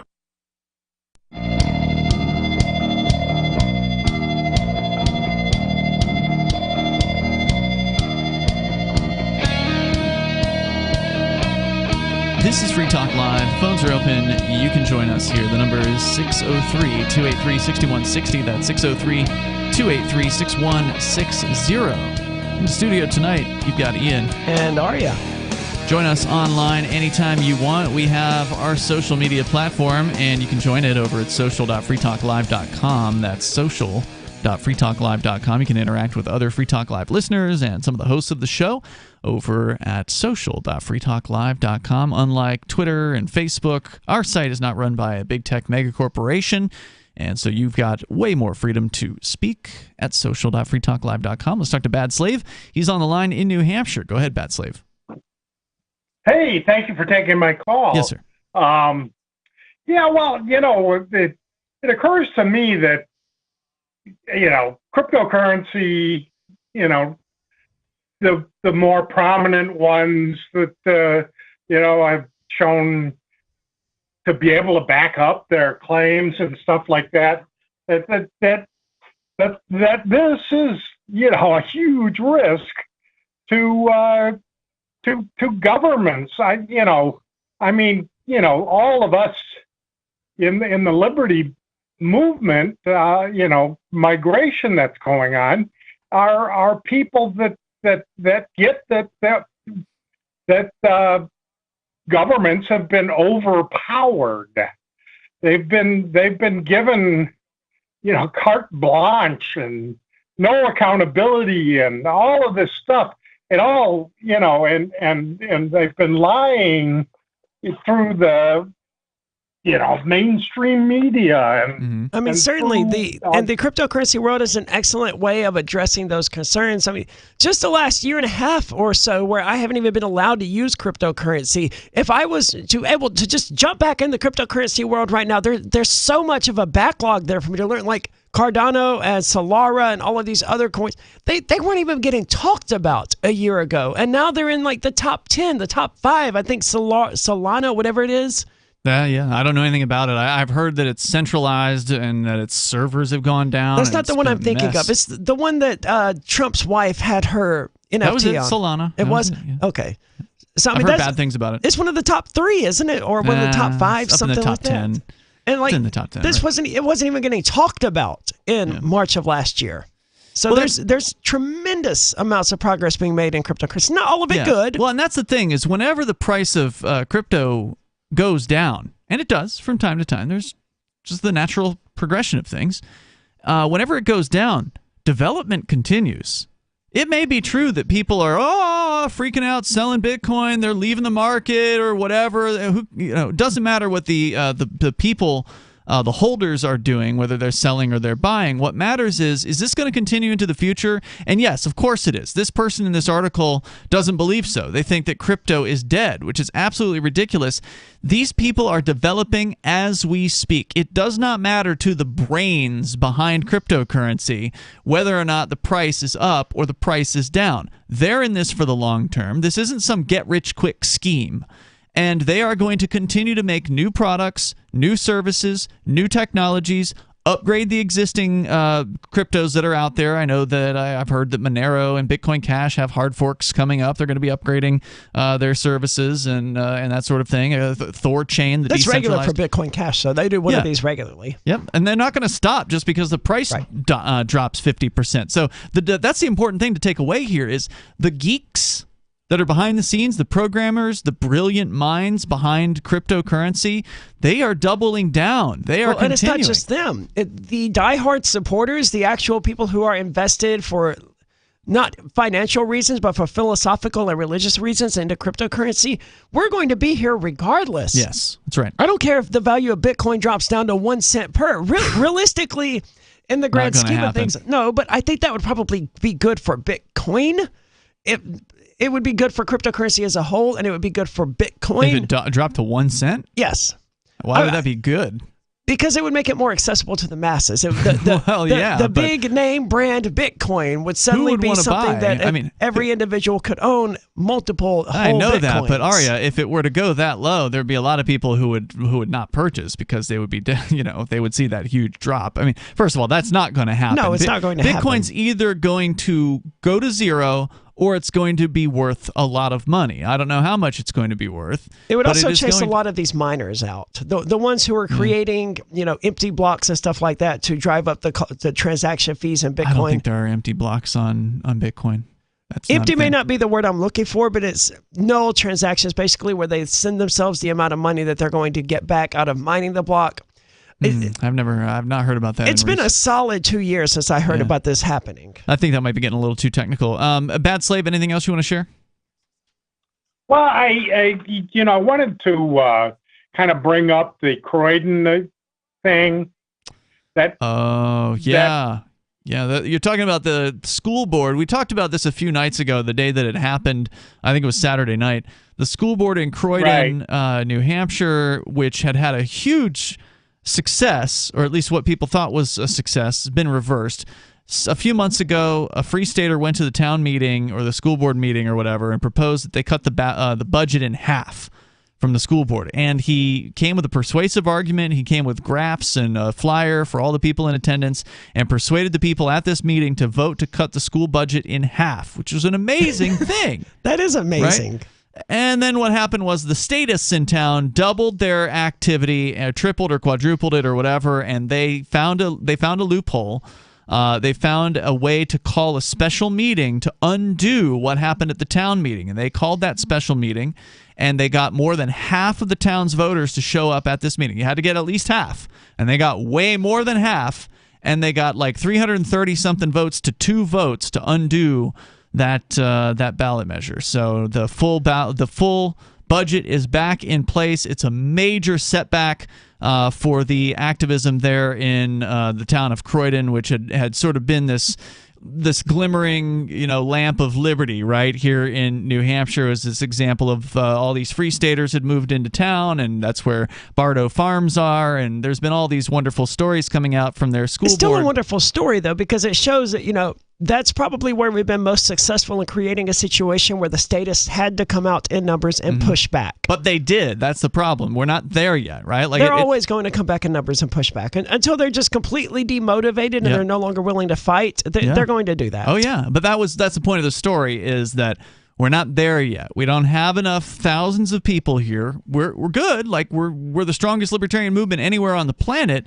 And we're having amazing success stories. We've got dozens of people in the State House, but it's not enough. We need to have half the State House. We need to have enough people to be able to defend against statism like this. And as you say, we got to tire these people out, basically. And thank you, Bad Slave, for bringing it up tonight. We have to tire these people out and frustrate them to the point where they give up and they move to Vermont or they move to New York or Massachusetts, and they're no longer here. I mean, it sounds terrible to say that we have to tire them out, but I mean, realistically, that's what we have to do. They're motivated by violence and the hateful apparatus that is the state, and that's just not very motivating. It's not very inspiring. Well, that's not what they said in this case. In this case, it was for the children. Well, they're deluded, right? Yeah. You expect crazy people to say crazy things. Right. The number is 603-283-6160. That's 603-283-6160. We got plenty of time for you if you want to join us here. A few more thoughts about cryptocurrency, and then Apple factory workers trying to escape under tyranny. We'll talk about it. We have some good news. The indictments against Ross Ulbricht in the District of Maryland were dismissed with prejudice, meaning they can never be refiled. This is especially good because those indictments contain the only charge ever made that Ross engaged in murder for hire. This was a serious allegation that Ross Ulbricht denies. It was never prosecuted or ruled on by a jury, but was trumpeted by the federal government and the media as if it were proven fact. The Maryland court held these indictments for almost 5 years, poisoning Ross's case and leaving him under a cloud of unproven allegations. allegations. As explained in Ross's appeal to the Supreme Court, the fact that the judge used these allegations to give Ross a draconian sentence of double life without parole violated his Sixth Amendment right to a jury trial. Judges are required to issue sentences based on convictions decided by a jury, not unproven allegations never even charged at trial. Although this is a positive development, the dropped indictment will not set Ross free. Now, a presidential pardon is Ross's only hope of freedom. Sign the petition at freeross.org. freeross.org. From Feature Story News in Washington, I'm Simon Marks. Intense fighting continued in eastern Ukraine today as Russian forces bombarded towns loyal to Kyiv in the Donbass. The clashes came even as President Vladimir Putin was making a much-anticipated Red Square speech and overseeing a military parade to mark Victory Day, the Soviet Union's role in the defeat of Hitler at the end of the Second World War. The Russian leader defended his decision to invade Ukraine and accused NATO of planning to invade Russia. FSN's Julia Chapman was in Red Square reporting within the Kremlin's restrictions. He pointed the finger of blame mostly at Kyiv, although he didn't actually mention the word Ukraine at all in his speech, which was a bit longer than some of the previous ones have been. The parade itself was a bit shorter, actually. It had fewer service personnel taking part and less military equipment. But President Putin said that the action in Ukraine had to be taken and was taken because he believed that Ukraine was going to try to take the Donbass and Crimea by force. NATO denies that assertion, and Britain's Defence Secretary today described President Putin's speech as a fairy tale. The US ambassador to the United Nations said today that the Russian leader has realised he has no victory to celebrate. French President Emmanuel Macron is warning it could take decades for Ukraine to become a member of the European Union. He says the bloc should consider creating a broader European political community. From FSN's Brussels bureau, Rosie Burchard reports. War-torn Ukraine wants to become a member of the European Union and has submitted its application. But French President Emmanuel Macron warns that even if Brussels were to grant Kyiv candidate status right away, the formalities of becoming a full member could take years, if not decades. Macron says the answer could lie in creating a new organisation where European nations cooperate politically and work together on infrastructure, energy and other areas. There's been fresh political drama in Britain today. The leader of the opposition Labour Party, Sir Keir Starmer, says he will resign if police conclude that he broke lockdown regulations when he enjoyed a beer last year with a fellow lawmaker. From FSN's London bureau, Laura Macon-Isherwood reports. Hours after being accused of dodging questions, Sir Keir Starmer stood at a podium at Labour HQ, ready to set out his position. If the police decide to issue me with a fixed penalty notice, I would, of course, do the right thing and step down. Mr. Starmer says the idea he would casually break COVID rules is wrong. The Queen will not participate in the state opening of the British Parliament tomorrow. It's the first time she's missed the event since 1963. Buckingham Palace said the 96-year-old monarch is suffering from occasional mobility problems. Prince Charles will deliver the speech instead. From bureaus worldwide, this is FSN. You can stick it to the man and big tech. Join our FTL social mastodon at social.freetalklive.com.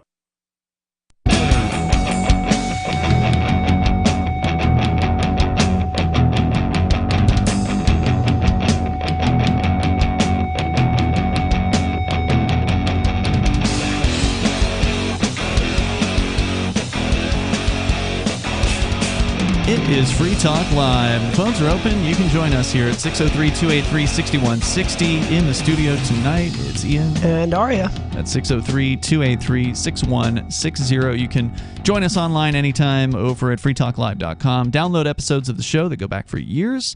You can go to freetalklive.com to find those. As we go back to your phone calls and thoughts, with a few more comments on the latest proclamation of the death of cryptocurrency. Got a little bit more about that, and then what's happening with Apple workers trying to escape from the factory, apparently. Aria's got a story about that. But first, she's Sarah in New Mexico. Go ahead, Sarah.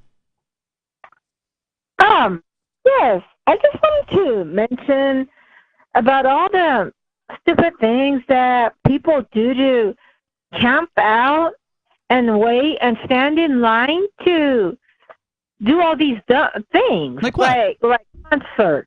Concerts. Like concerts and sports, watching games, right? Sports games, football games, baseball games. So let me interject here real quick, Sarah, because I've seen this sort of thing on television shows, but having gone to a large number of musical events and concerts, not really so many sporting events, I've never actually seen anyone camping out to go to one of these things. Are you just talking about people standing in any old line, or are you talking about camping out? No, I'm talking about camping out, and I know they camp out to vote, like in the Carolinas or something like that. Wow, what a waste of time. A big well, I mean, that's fun. It's amazing. I mean, but actually, I think it does make sense. They get so excited. They have a rally. They have a party. They have a music. And they Who have gets speakers. excited to vote? Well, Total losers. They pay them a chicken dinner. I think there's a chicken dinner behind all this. Somebody pays for it to do all That's this. illegal, by the way, to pay people to vote. Just so you know, Sarah, if somebody's paying you to vote, they're committing probably a felony in that particular case. Well, I mean, so hold on. Are you saying you understand the attraction of sleeping out in a tent to go vote, but you don't understand why someone would camp out to get concert tickets or to get sporting event tickets? And also to go shopping. What is that? There's a big sale, the Black Friday sale or some. Yeah, those kind Almost of sales. no one camps out for that. Okay, not that one, but they trample in and beat themselves up or whatever. Yeah. They hurt themselves trying to go in and buy something. Is there any other dumb things that people camp out for? But you didn't answer my question, Sarah. I was asking you, do you feel like, are you saying you understand why someone would camp out to go and vote, but you don't understand why someone would camp out to get a ticket to a concert or a sporting event? Yeah, for me, I see the value in voting. I don't see the value in all this other nonsense. So you don't really like fun, right? You don't really like doing things outside of your apartment or your trailer or whatever. You don't understand that? Well, I mean, to me, fun means like to do politics for me, like get out the vote or getting involved with politics or going to writing letters. I think a lot of people would consider that pretty dull, Sarah, and I'm somebody who does think that activism is important. So I understand the I agree that importance of activism can be fun. It can be if you're doing it the right way. It can be, well, I mean, but a lot of it is pretty rough. Different, yeah.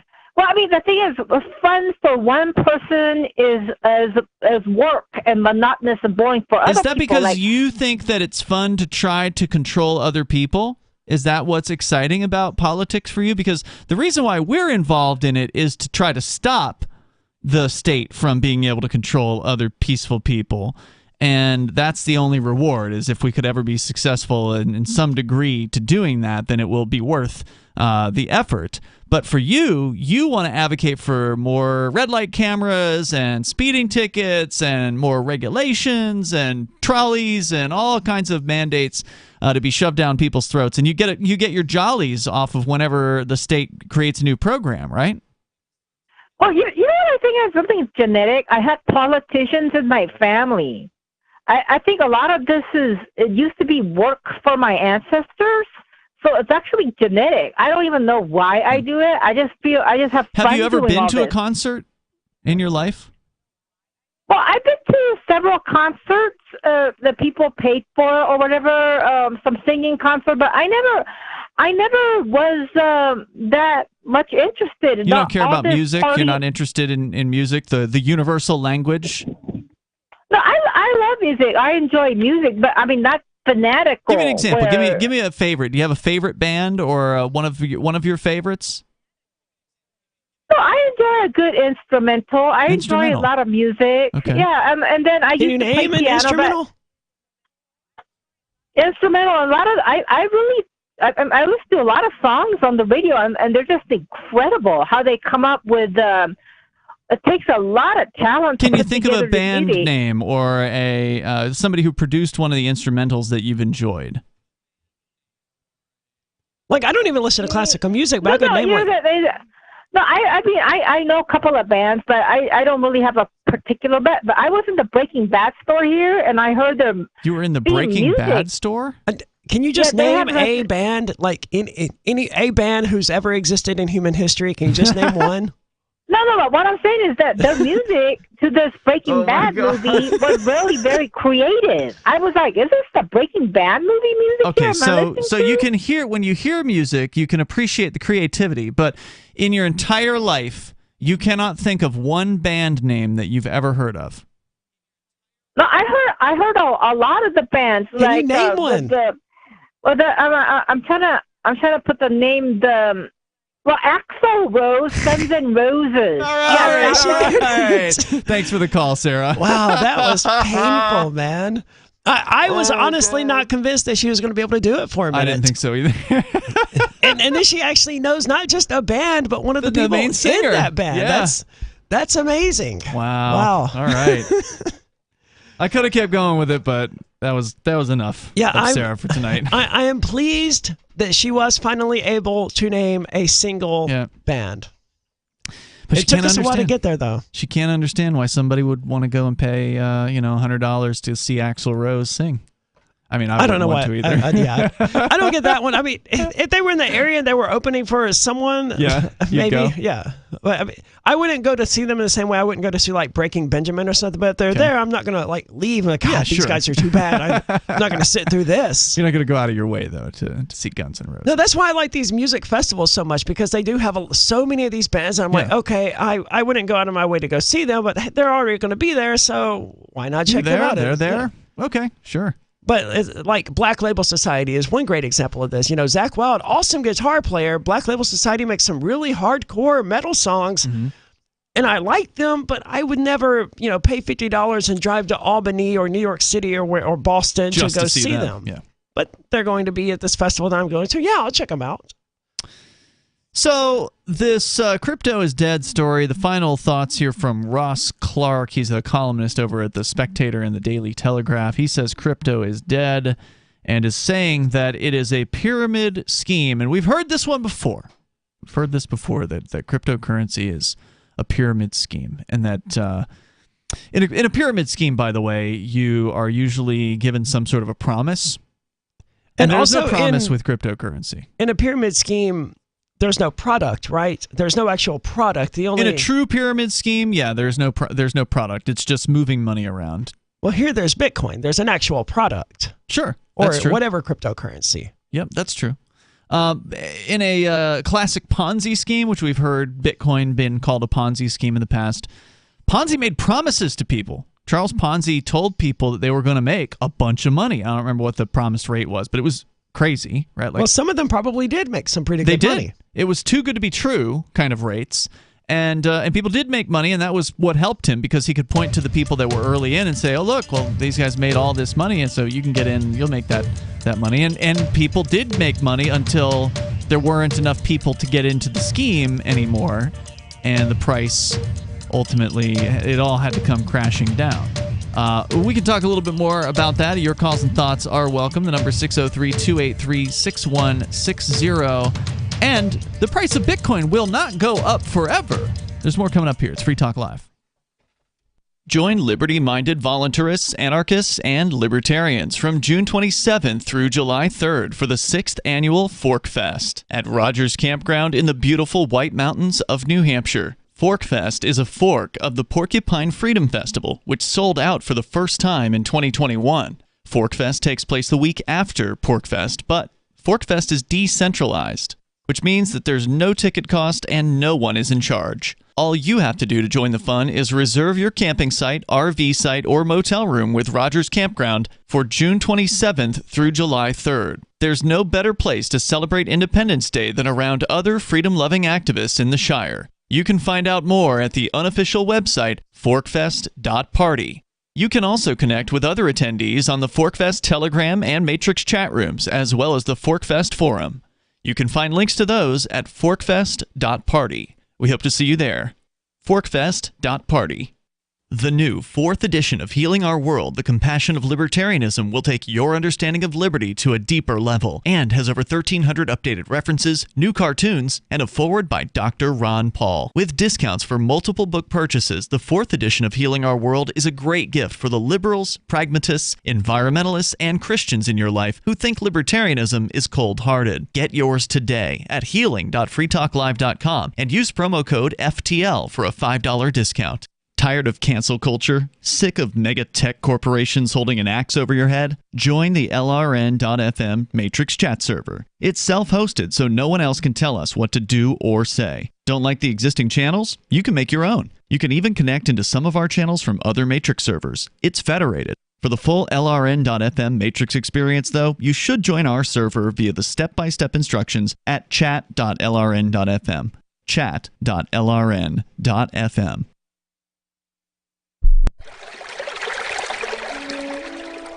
Fact. The new NSA data center in Utah requires 1.7 million gallons of water every single day to operate. Billions of Fourth Amendment violations need massive computers and the water to cool them. That water is being supplied by the state of Utah. Fact. There's absolutely nothing in the Constitution which requires your state to help the feds violate your rights. Our message to Utah: turn it off.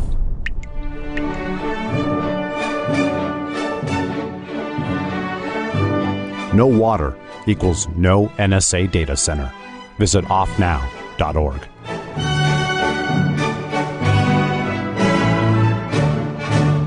If you want to know the latest about Free Talk Live before we go on the air, all you need to decide is how you want it delivered. It's your choice. Visit news.freetalklive.com to receive our usually weekly news updates by email. Plus, we have a Twitter account at twitter.freetalklive.com, and you can follow us on the decentralized Mastodon platform at toot.freetalklive.com. So please follow us at toot.freetalklive.com and sign up for our emails at news.freetalklive.com.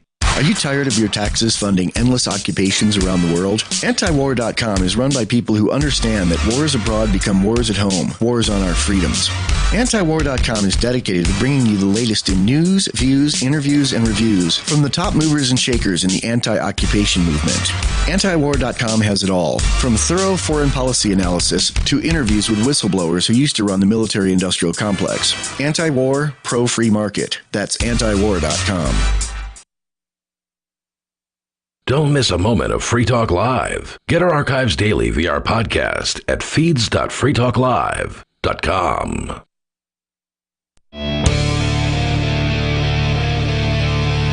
It's Free Talk Live. The phones are open. You can join us here. The number is 603-283-6160. That's 603-283-6160. Ian and Aria in the studio tonight. Join us online anytime at freetalklive.com. And don't forget about our chat server. It's a Matrix chat server, which means it's open source, self-hosted, and federated. Federated means it's connected with the rest of the Fediverse, or in this case, thousands of other Matrix servers all around the planet. So if you want to talk to other people on other Matrix servers, you can do that through ours. Over at chat.freetalklive.com is where you get the step-by-step instructions on how to join. That's chat.freetalklive.com. And by the way, our chat server, the Matrix server, we now have the ability to do voice and video calling, and as that's right, I saw that. Yeah, as I understand it, you when you do this, it's only with one other person. So if you have a room with multiple people in it, you have to use Jitsi still for multiple people. But if you have just a one-on-one conversation, you can start a voice and or video call direct with that person. There's only negotiation of who's where that goes through the server. The actual video and audio, as I understand it, goes direct point to point. That's awesome, because it's also Element or Matrix. I mean, doesn't it use encryption? So if I believe it does. It seems I would like be surprised if it doesn't, but I can't say I'm 100% sure. I know some of it may be a toggle feature where you have to turn on the encryption or something like that. It may not be on by default, but I know that Matrix, certain aspects of it do support encryption. The rooms by default 1-to-1, I believe, are encrypted. So I think it would be a pleasant development to hear that there is, chat software out there that allows direct video, peer-to-peer encrypted communications. I believe Jitsi does that too, just for the record. Yeah, I believe Jitsi is also encrypted. But of course, the more people you have in your conversation, the more likely you've got an infiltrator. So keep that in mind. That's always true. Yes. But anyway, go to chat.freetalklive.com. We were talking about the last attack here. The most recent hit against cryptocurrency. Ross Clark at The Spectator saying crypto is dead. He says it's boring. He says people don't make any money anymore. It doesn't help with inflation. And he's just straight up lying, and it's ridiculous. But the final attack from him is to call cryptocurrency a pyramid scheme, saying that it's a simple wealth redistribution from people who were late to the gold rush to those who were early. And if all you consider cryptocurrency to be is an investment vehicle, then you might have an argument there. That is to say that people that got in early certainly will do better than people that got in late, right? Like if you got in... That's always true. Yeah, if you got in when crypto was $1, when Bitcoin was $1, and now it's $30,000, well... I can't even imagine. You've done very, very well for yourself. Yeah. Right? 30,000 times what it was originally you're investing. If, on the other hand, you get in at $30,000 and it only goes to $300,000 before it never goes higher, right? Because as I said, at some point, Bitcoin will stop going up likely. If it ever finds its sort of market level, or if it ever gets that equilibrium where people are like, yeah, I think Bitcoin should be worth this, and the market just believes something about it. I don't know if it ever will happen. I tend to think it will reach a point where the fluctuations are so minor. Stays within a range of something. So if it ever does get to that, let's say 300,000 is the top. Well, you've only 10x'd. Right? Only. I mean, that's still great, right? Like for anybody that can pull off a 10x on an investment, that's pretty awesome. But obviously, it's nothing like getting in at $1 or $10. And for the record, I think that it's going to be way beyond 300,000. You know, I can't make predictions. I don't know what's going to happen in the future. But based on the 21 million that could ever exist of Bitcoin, and the fact that there's like 8 trillion people in the world right now, it's already true that if you have 0.27 Bitcoins, you own more Bitcoin than 99. You're in the top 1% of Bitcoin holders. Yes. Wow. And that's 0.27. Wow. Right. And at those rates, we're looking at mass adoption. We're looking at adoption right now of like 5% in the United States, the most Western of Western countries. Hardly anyone has it. So if you factor in all of these things and you look at, what if we actually did have it where 70% of the world population, or at least the Western population, was interested and wanted Bitcoin? You had 70% demand versus the 5% demand we see today. Now, just to be fair, 5% includes all demographics. If you narrow it down to Gen Z, I bet you it goes up to 1 out of 4 or something like that. It probably does. It's higher. But I suspect it's going to be significantly higher than 30,000 or 300,000. I suspect it's going to be something in the range of $30 million per. We don't know. No, I'm just speculating. But you touched on a really important point, and that Bitcoin is a product. These investor types, they don't understand why Bitcoin is valuable. They just say, oh, it's a tulip craze. People are just piling in. It's just crazy. No, there's a reason why Bitcoin is valuable, and it touches back on what we were saying before. Most people aren't getting into it because it enhances peace in the world. Most people aren't getting into it because of our reasons of wanting to cut the money man or the bankers and the governments out of the picture of money and cut out the middleman and give the individual power over their own wealth. I don't think that's reason. Another important aspect that we didn't really talk about was allowing an individual to actually have control of their own money. For the first time ever.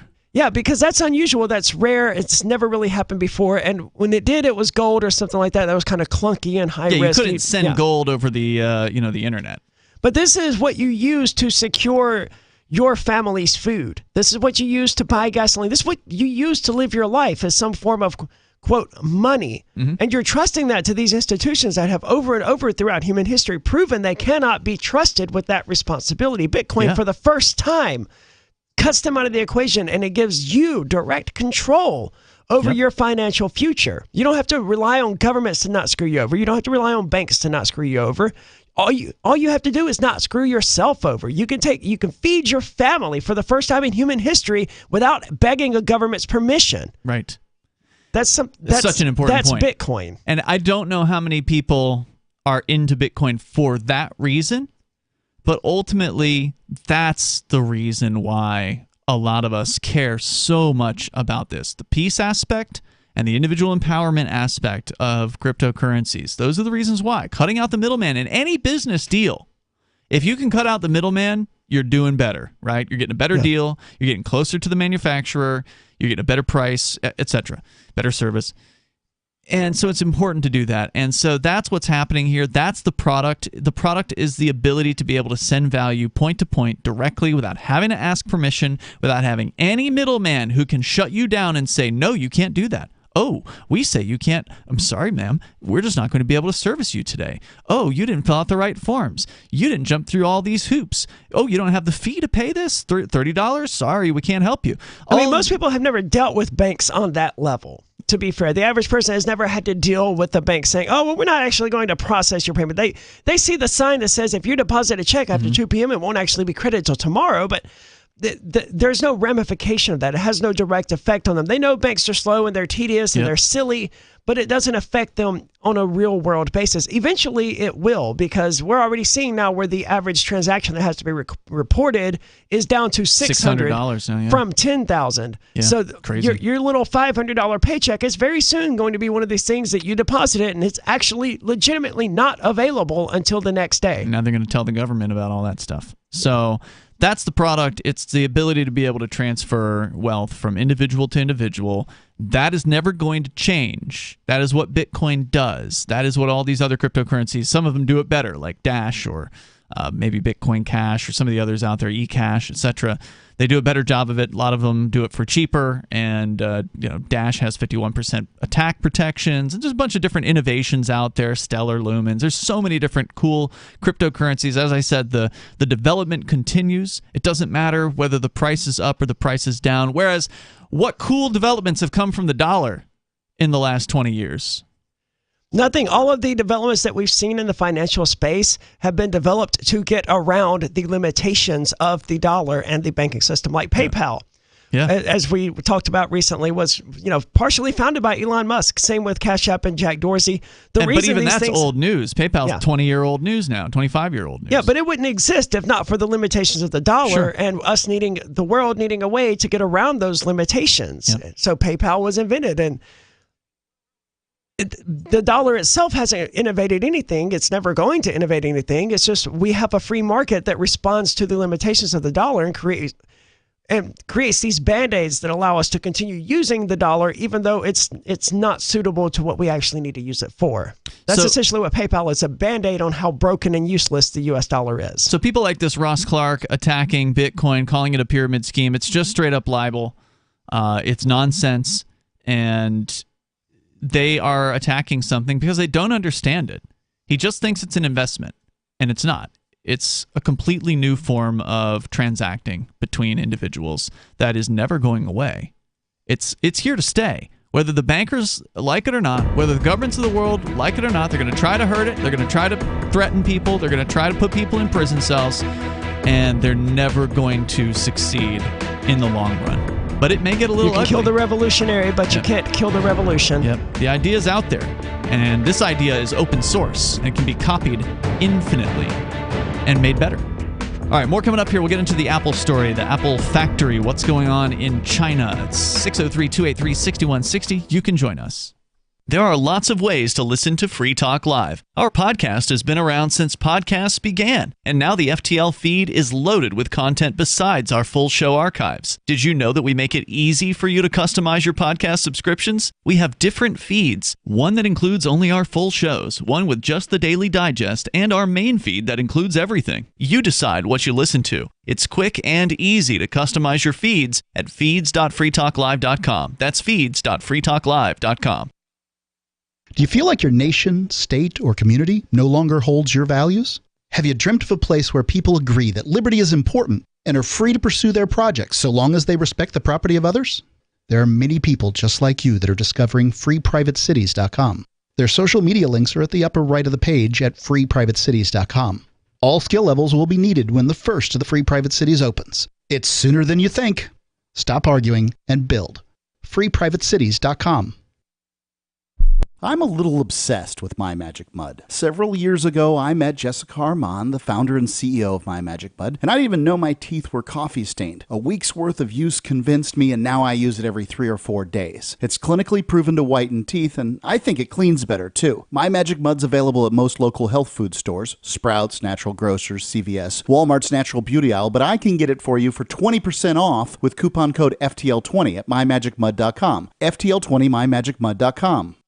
What if you want to hear the latest episode of Free Talk Live, but all you have is your phone, you forgot to download our archive, and you have no data connection? You can call our Listen line at 641-793-0191. That's a long-distance number, so you may incur charges. If not, listen as long as you want. 641-793-0191. The Free Talk Live Listen line, 641-793-0191. You're listening to the live edition of Free Talk Live. Hour number 3 is next after the news here on the Liberty Radio Network at LRN.FM. From Feature Story News in Washington, I'm Simon Marks. Intense fighting continued in eastern Ukraine today as Russian forces bombarded towns loyal to Kyiv in the Donbass. The clashes came even as President Vladimir Putin was making a much-anticipated Red Square speech and overseeing a military parade to mark Victory Day, the Soviet Union's role in the defeat of Hitler at the end of the Second World War. The Russian leader defended his decision to invade Ukraine and accused NATO of planning to invade Russia. FSN's Julia Chapman was in Red Square reporting within the Kremlin's restrictions. He pointed the finger of blame mostly at Kyiv, although he didn't actually mention the word Ukraine at all in his speech, which was a bit longer than some of the previous ones have been. The parade itself was a bit shorter, actually. It had fewer service personnel taking part and less military equipment. But President Putin said that the action in Ukraine had to be taken and was taken because he believed that Ukraine was going to try to take the Donbass and Crimea by force. NATO denies that assertion, and Britain's Defence Secretary today described President Putin's speech as a fairy tale. The US ambassador to the United Nations said today that the Russian leader has realised he has no victory to celebrate. French President Emmanuel Macron is warning it could take decades for Ukraine to become a member of the European Union. He says the bloc should consider creating a broader European political community. From FSN's Brussels bureau, Rosie Burchard reports. War-torn Ukraine wants to become a member of the European Union and has submitted its application. But French President Emmanuel Macron warns that even if Brussels were to grant Kyiv candidate status right away, the formalities of becoming a full member could take years, if not decades. Macron says the answer could lie in creating a new organisation where European nations cooperate politically and work together on infrastructure, energy and other areas. There's been fresh political drama in Britain today. The leader of the opposition Labour Party, Sir Keir Starmer, says he will resign if police conclude that he broke lockdown regulations when he enjoyed a beer last year with a fellow lawmaker. From FSN's London bureau, Laura Macon-Isherwood reports. Hours after being accused of dodging questions, Sir Keir Starmer stood at a podium at Labour HQ, ready to set out his position. If the police decide to issue me with a fixed penalty notice, I would, of course, do the right thing and step down. Mr Starmer says the idea he would casually break COVID rules is wrong. The Queen will not participate in the state opening of the British Parliament tomorrow. It's the first time she's missed the event since 1963. Buckingham Palace said the 96-year-old monarch is suffering from occasional mobility problems. Prince Charles will deliver the speech instead. From bureaus worldwide, this is FSN. With FSN Spotlight, I'm Simon Marks. The people of the Philippines are voting today in an election that could see the return of the Marcos family to the country's presidency. Ferdinand Marcos Jr. is the son of the late Filipino dictator Ferdinand Marcos Sr. His running mate is the daughter of soon-to-depart President Rodrigo Duterte. Marcos Sr. was elected in 1965, imposed martial law in 1971, and was ousted only in 1986 after stealing fortunes from the country's treasury. It's not yet clear whether his son is cut from substantially different cloth. Jim Lindsay is with the New York-based Council on Foreign Relations. I think a lot of people are worried that Marcos harbors the same authoritarian leanings as his father. Marcos Jr. has solidified his family's relations with a number of the other leading families in the Philippines. Marcos's campaign has also been helped by what looks to be rampant disinformation, a whitewashing of what his father did when he ran the country. Marcos has also suggested that he is not going to shine a spotlight on some of the unseemly things that were done under the Duterte presidency, particularly the vigilante drug war. The US is worried Marcos is vowing to move Manila closer diplomatically to China, raising fresh questions about the future of the US security pact between Washington and the Philippines. The main news again, Russian forces have again pummeled eastern Ukraine, even as President Vladimir Putin was defending his decision to invade the country and accusing NATO of planning to invade Russia. French President Emmanuel Macron has warned it could take decades for Ukraine to become a member of the European Union, and the Queen will not participate in the state opening of the British Parliament tomorrow, the first time she's missed the event since 1963. And that is the latest feature story news. Simon Marks reporting. From the admission of Ant Colony 000082567 KLN 00067X into the Union in 1897 to the day in 1817 when embarrassed construction workers realized they put the Erie Canal in the wrong place. The Onion looks back at This Week in History. On August 5, 1962, Nelson Mandela was jailed until 1990, becoming fully rehabilitated through the South African penal system. And thanks to the services provided to him while imprisoned, emerged from jail a successful politician and internationally revered symbol of peace. Mandela's record of overcoming hardships and moving South Africa beyond its formidable racial struggles is a lasting testament to South Africa's correctional facilities and prove that the penal system's small cells, demeaning work duties, and minimal rations are exactly the tools needed for a prisoner to truly become a reformed citizen. This is the Onion News Network.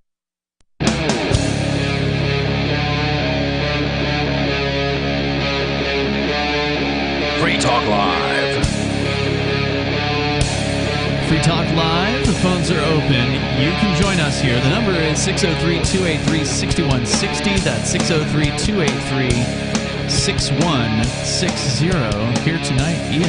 And Arya. You can bring up whatever's on your mind. We've been talking about the latest attack on cryptocurrency. Somebody's saying that crypto's dead. Oh my God, the price. It's down to what it was in the summer of 2021. Oh no.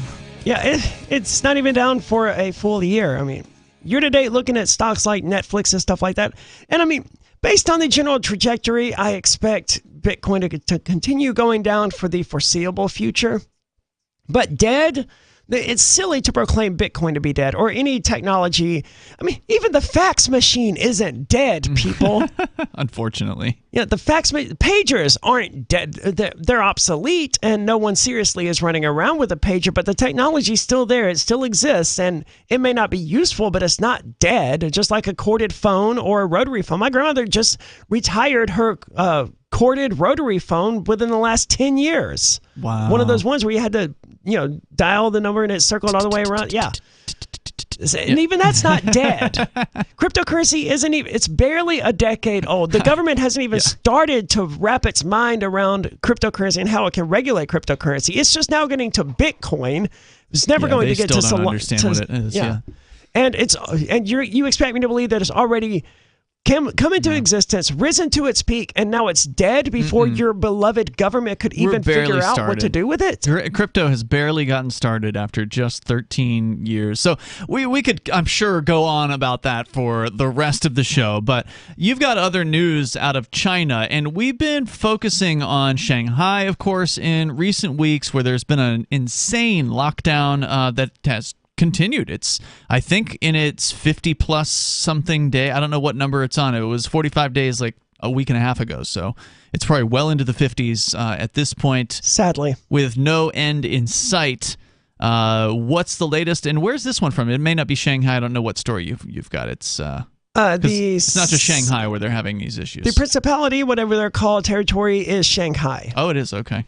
Yeah, Apple workers are storming barriers and are fighting guards who are trying to keep them locked down at work. And this is something that I saw recently. I don't know if the factory was in Shanghai, but I saw that one of Musk's companies, Elon Musk's, one of them was going to open up a factory somewhere in China. Tesla, I think. And the rules were that the factory workers would have to stay there in what they're calling a closed system. So they would have to work there and live there because of COVID-19. And that's what we have here at the Apple factory now. And I remember seeing then the crazy libertarians who are all about Musk were saying things like, well, this isn't so bad. Most of them would probably rather be at work all the time instead of spending time at home in their apartments or whatever. And it just struck me how delusional, how insane one must be to make a statement like that. Like, I don't mind working, but there isn't anyone on the planet who would rather, wants to stay 24/7 for an entire month or something like that. I mean, there are some people that get into a job knowing that they don't get to go home for weeks. So I'm thinking of this guy I used to know. He's a free stater. He lives in the North Country, and he was one of those people that worked on a ship, right? And that ship is out for months at a time. Cruise employees, oil rig employees, those sorts of things. Yeah, it's not a cruise in his case. He actually worked, it's an unusual job. He worked on one of those fiber optic laying ships where they've got like a huge spool of fiber optic cable that they just slowly go across the ocean, and they lay fiber optic internet. And you're out there for months at a time. You're, at least a quarter of a year at any given time before you get some time off. Well, people are certainly willing to do those jobs, right? Yeah. Because they get paid well. Yeah, there are commensurate benefits, but no one would rather do that than be at home. Like if you were to give this guy the option, all things being equal, would you rather do your job and go home to your house or your apartment each night, or would you rather do your job and stay on the ship each night? No one would say, I'd rather stay in my bunk with my roommate who's 40-something years old and is a chain smoker. Everyone would be like, look, if I can go home at night, I would rather do that. But that's not what people said then. They're making the silly claim that people would rather stay at the office or at the different, factory. like I say, it's different when you sign up for something. Right. As opposed to what's happening now, and they're saying, oh, well, even though you didn't sign up to stay at the factory, if you want to keep your job, then you're going to just have to live here. And China wants them, notice. the Chinese government wants them to keep their jobs because when they lock down like this, their production stops. And the Chinese economy, it's strong, but nothing can survive a lockdown. No, and they're doing lockdowns in ways that make what the United States did look just absolutely trivial. Yeah. So workers are storming barriers and fighting with security staff during a dramatic riot today. The Quanta factory in the Songjiang district of Shanghai makes devices such as MacBook Pros. All the more reason not to use a MacBook Pro. I don't know how to tell people this, but if they lock you down at your job and you can't leave, you're a slave. Even if they're paying you, you don't have the freedom to leave your job. Can you even quit the job? It would seem not. I mean, they could probably, I don't know. That's a good question. Can they quit? They can't leave the factory whether they quit the job or not. Footage from Thursday, I guess this has happened multiple times, shows how helpless guards, wow, these people are full. They have drank the Kool-Aid over at metro.co.uk. Clad in protective white gowns, tried in vain to catch workers who jumped over barriers. I can't imagine being a journalist who saw this situation and wrote that sentence. Helpless guards tried in vain to catch workers who jumped over the barriers. The poor prison guards were unable to stop the innocent people trying to go home to their families. Now, who do these guards work for? Is this the Chinese government or Tesla or Apple or... That's a good question. It doesn't say. Wow. They're either government employees or Apple employees, though. The factory had been operating under strict government-mandated isolation rules. Bloomberg report that a closed-loop system meant staff were required to sleep at nearby accommodation instead of at home. And from what I've read about similar stories, the nearby accommodation is like, oh, no, you have to stay in this hotel across the street or something like that. So, oh, no, we set the room back here with a bunch of beds. Cots. Yeah. They've got cots. Some had been trying to return to their dormitories to rest when they were denied exit from the factory. Wow. And chaos soon followed. The unrest had reportedly died down by Friday morning, but the riot has impacted the factory's output of MacBook Pro deliveries. Uh-oh. Those poor Mac lovers. What are they going to do? The site is operating at 30% capacity. Wow. Due to the recent disruption. Sweeping lockdown measures have led to major protests against China across China over recent months, particularly in Shanghai. The country's strict zero COVID strategy, implemented since the beginning of the pandemic, which a little over 2 years ago, about 2.5 years ago, based on China. Yep. And it has not resulted in zero COVID, has resulted in repeated lockdowns and stringent quarantine measures. Typically, criticism of the communist Chinese government is rare, well, because they will kill you and your family, or at least throw you in prison and threaten to throw your family in prison if you speak out against them. However, an increasing number of people have started to revolt. Thank goodness. This is what it takes, is for people to actually literally be starving. I mean, if they're going to die anyway, why not fight to the death? Yeah, well, that's the sad thing, is that people in Shanghai locked themselves down because the Chinese people have been raised to be an obedient group, right? The least obedient people either leave or they go to prison. And there's something to be said about their entire culture being around that sort of collectivist community identity, whereas Western culture is far more individualistic. Correct. A lot of Asian cultures, they do, for whatever reason, seem to just be more community-oriented, less focused on the individual and more focused on the community as a whole. Yeah, and so for the most part, they do what they're told. And sadly, by doing what they were told, they went inside their apartment buildings and then proceeded to be tested every single day, which I believe is still going on. Every single day? Yeah. Good Lord. And proceeded to agree to, not to leave the apartment. Only 2 people per apartment building can go and get the food drops at the checkpoints in the nearby areas. But then after continuing to do that for about 3 or so, 4 weeks, then the Chinese government started putting up metal gates around their apartment complexes just to make sure that no one was able to leave, which has resulted in people dying in fires because they can't escape from the burning buildings. And now people are starting to get fed up, and we're actually seeing videos coming out of some of Shanghai where people are knocking down these metal gates in order to escape from their apartment complexes.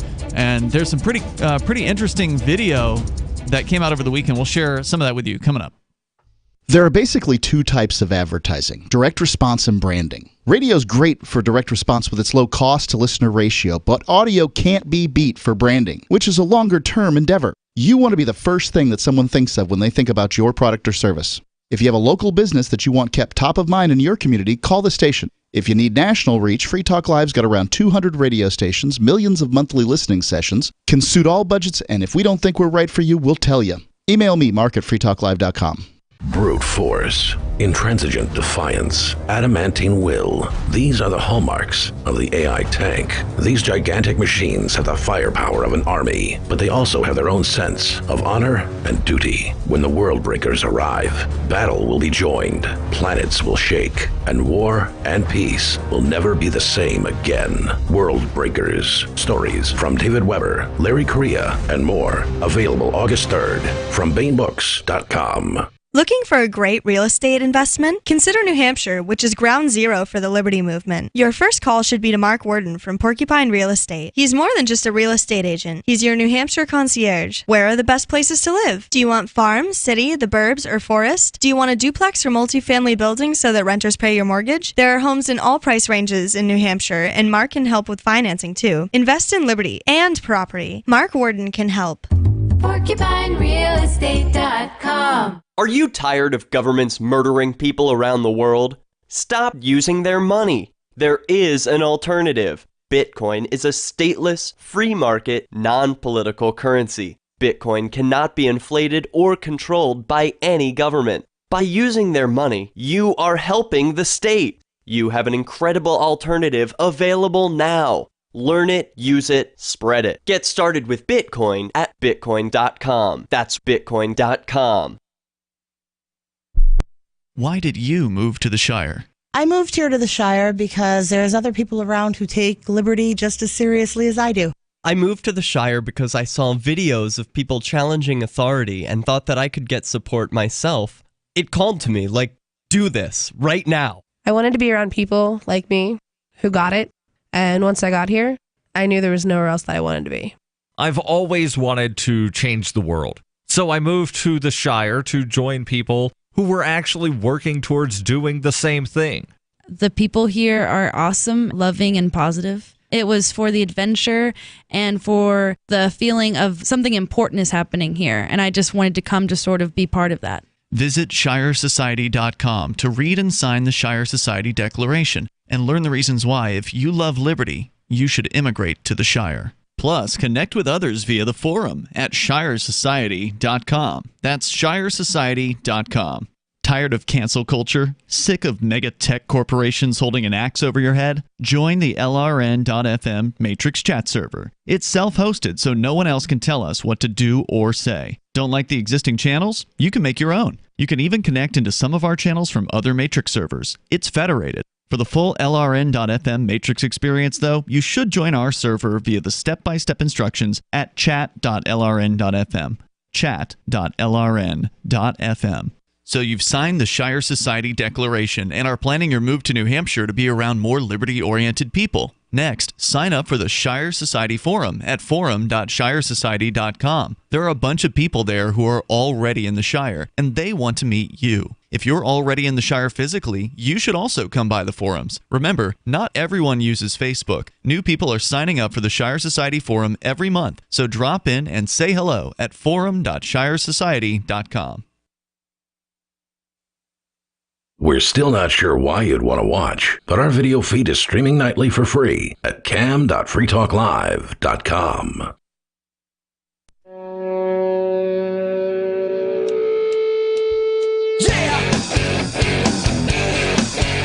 This is Free Talk Live. You can join us here.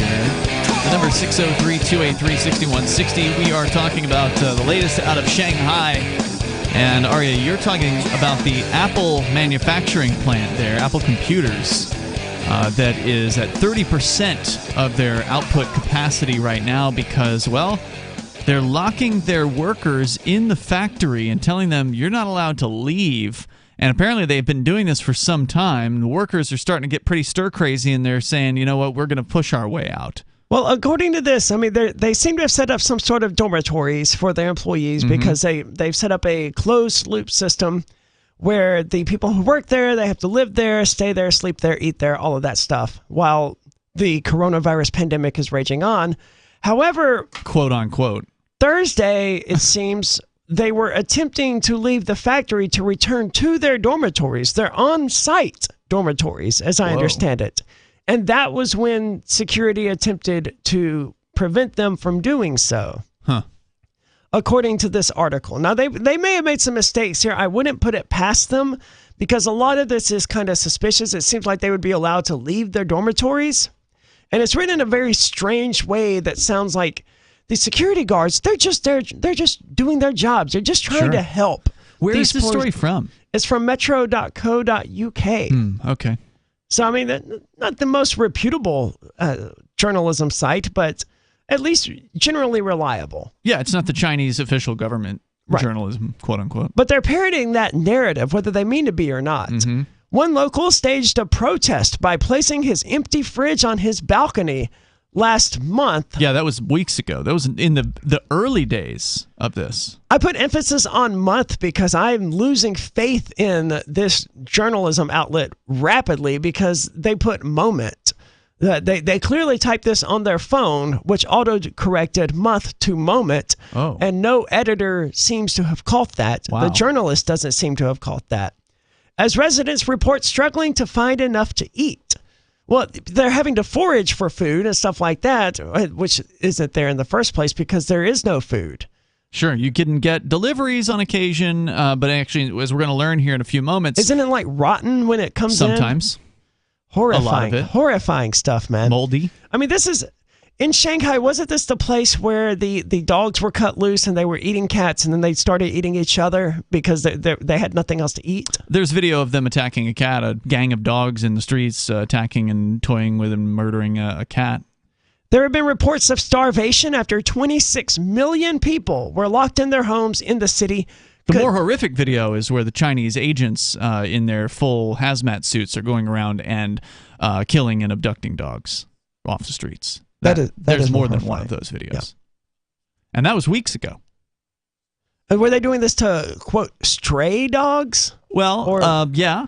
But a lot of the dogs that were stray were only stray because their owners had been kidnapped and forced into quarantine camps, leaving their animals home alone. And if they're able to escape, then they're strays. Or they just couldn't feed their animals. Like if that happened too. If I was in that situation, was like, okay, I literally am not allowed to feed my dog at this point.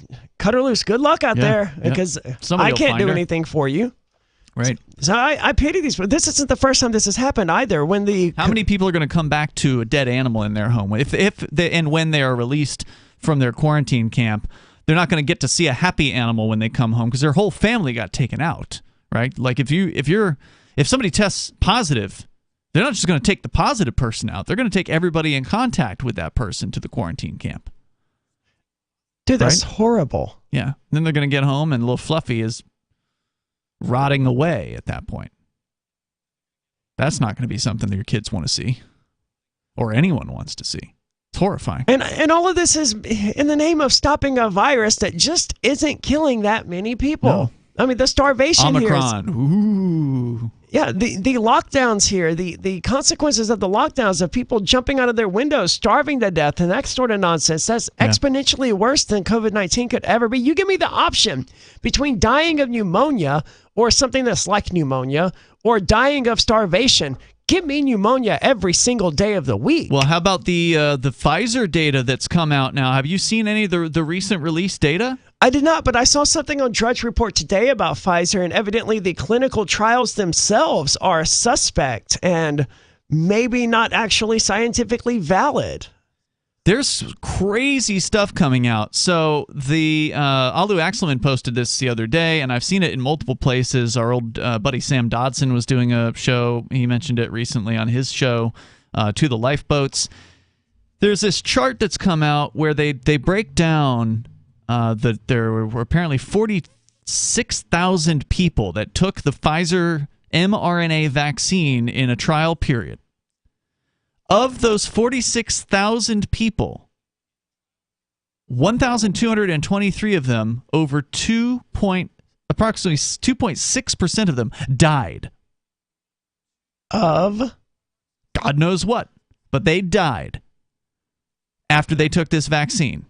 Oh, more than 2%. Wow. So more people died in the trial period taking this vaccine than would have died if they'd gotten COVID. Yeah, Right? I have not seen that. I did see an article. For some reason, I ended up closing out of it today, which is why I didn't bring it in. Evidently, the editor of the British Medical Journal is telling the FDA about serious concerns over the Pfizer trial data integrity. And evidently, the trial data itself, even if it is reliable, it's horrifying. 2% of people, more than 2% of people who took this vaccine died. That's right. This is the data they wanted to cover up until the year 2076. But the judge forced them to release it. Was it 50 years? I thought it was 100 for some reason. Something like, I don't know. It was absolutely absurd. I mean, they wanted to cover it up but it doesn't matter. What's the point? We can't sue these people. They can't be held accountable for poisoning people. That was part of the whole rollout of the emergency, whatever they called it, the emergency licensing. I don't remember the terminology they used for that, but it was allowed to us. Authorization. Yeah, the emergency authorization that was allowed to us, but you can't sue Pfizer, you can't sue Johnson & Johnson, you can't sue Moderna, any of these others about the false data, the problematic data that they turned over to the FDA. And evidently that data says that 2% of people were dying of the COVID-19 vaccines anyway. 2.5%. And that's allegedly the doctor data. So how bad is the real data? And they will halt, by the way, like in other studies of medicines, if there's even a few people that die from it, those things get halted. Yeah, we saw this with the bird flu or swine flu vaccine a number of years ago where it didn't kill that many people. It did kill people, and it turned out to be far worse than the actual the bird flu or the swine flu, whichever one it was. But we have seen all of these sorts of side effects in the past, and any medicine that kills 2% of the people who take it, that generally isn't allowed to go to the public. Yeah, and we're not even talking about the people that got ill and the ones who still died of COVID-19. Well, yeah, it's not clear what these people died from per se, but there's a lot of people that got sick as well. The claim here is that 42,000 out of the 46 had some sort of adverse effect. That's a shockingly high rate. What is that, like 80-something%? Yeah, it's a lot. That's a lot. It's crazy, but we'll talk more about what's going on in China, because I actually have pulled up right now are two people who are native English speakers, because there's a lot of Chinese posts out there about what's going on. But native English speakers who are in Shanghai, one man who is on day 47 of his lockdown, and another one who's close to that, day 39. So there's different areas of the city got locked down at different times. We'll talk about what's going on. It's Free Talk Live.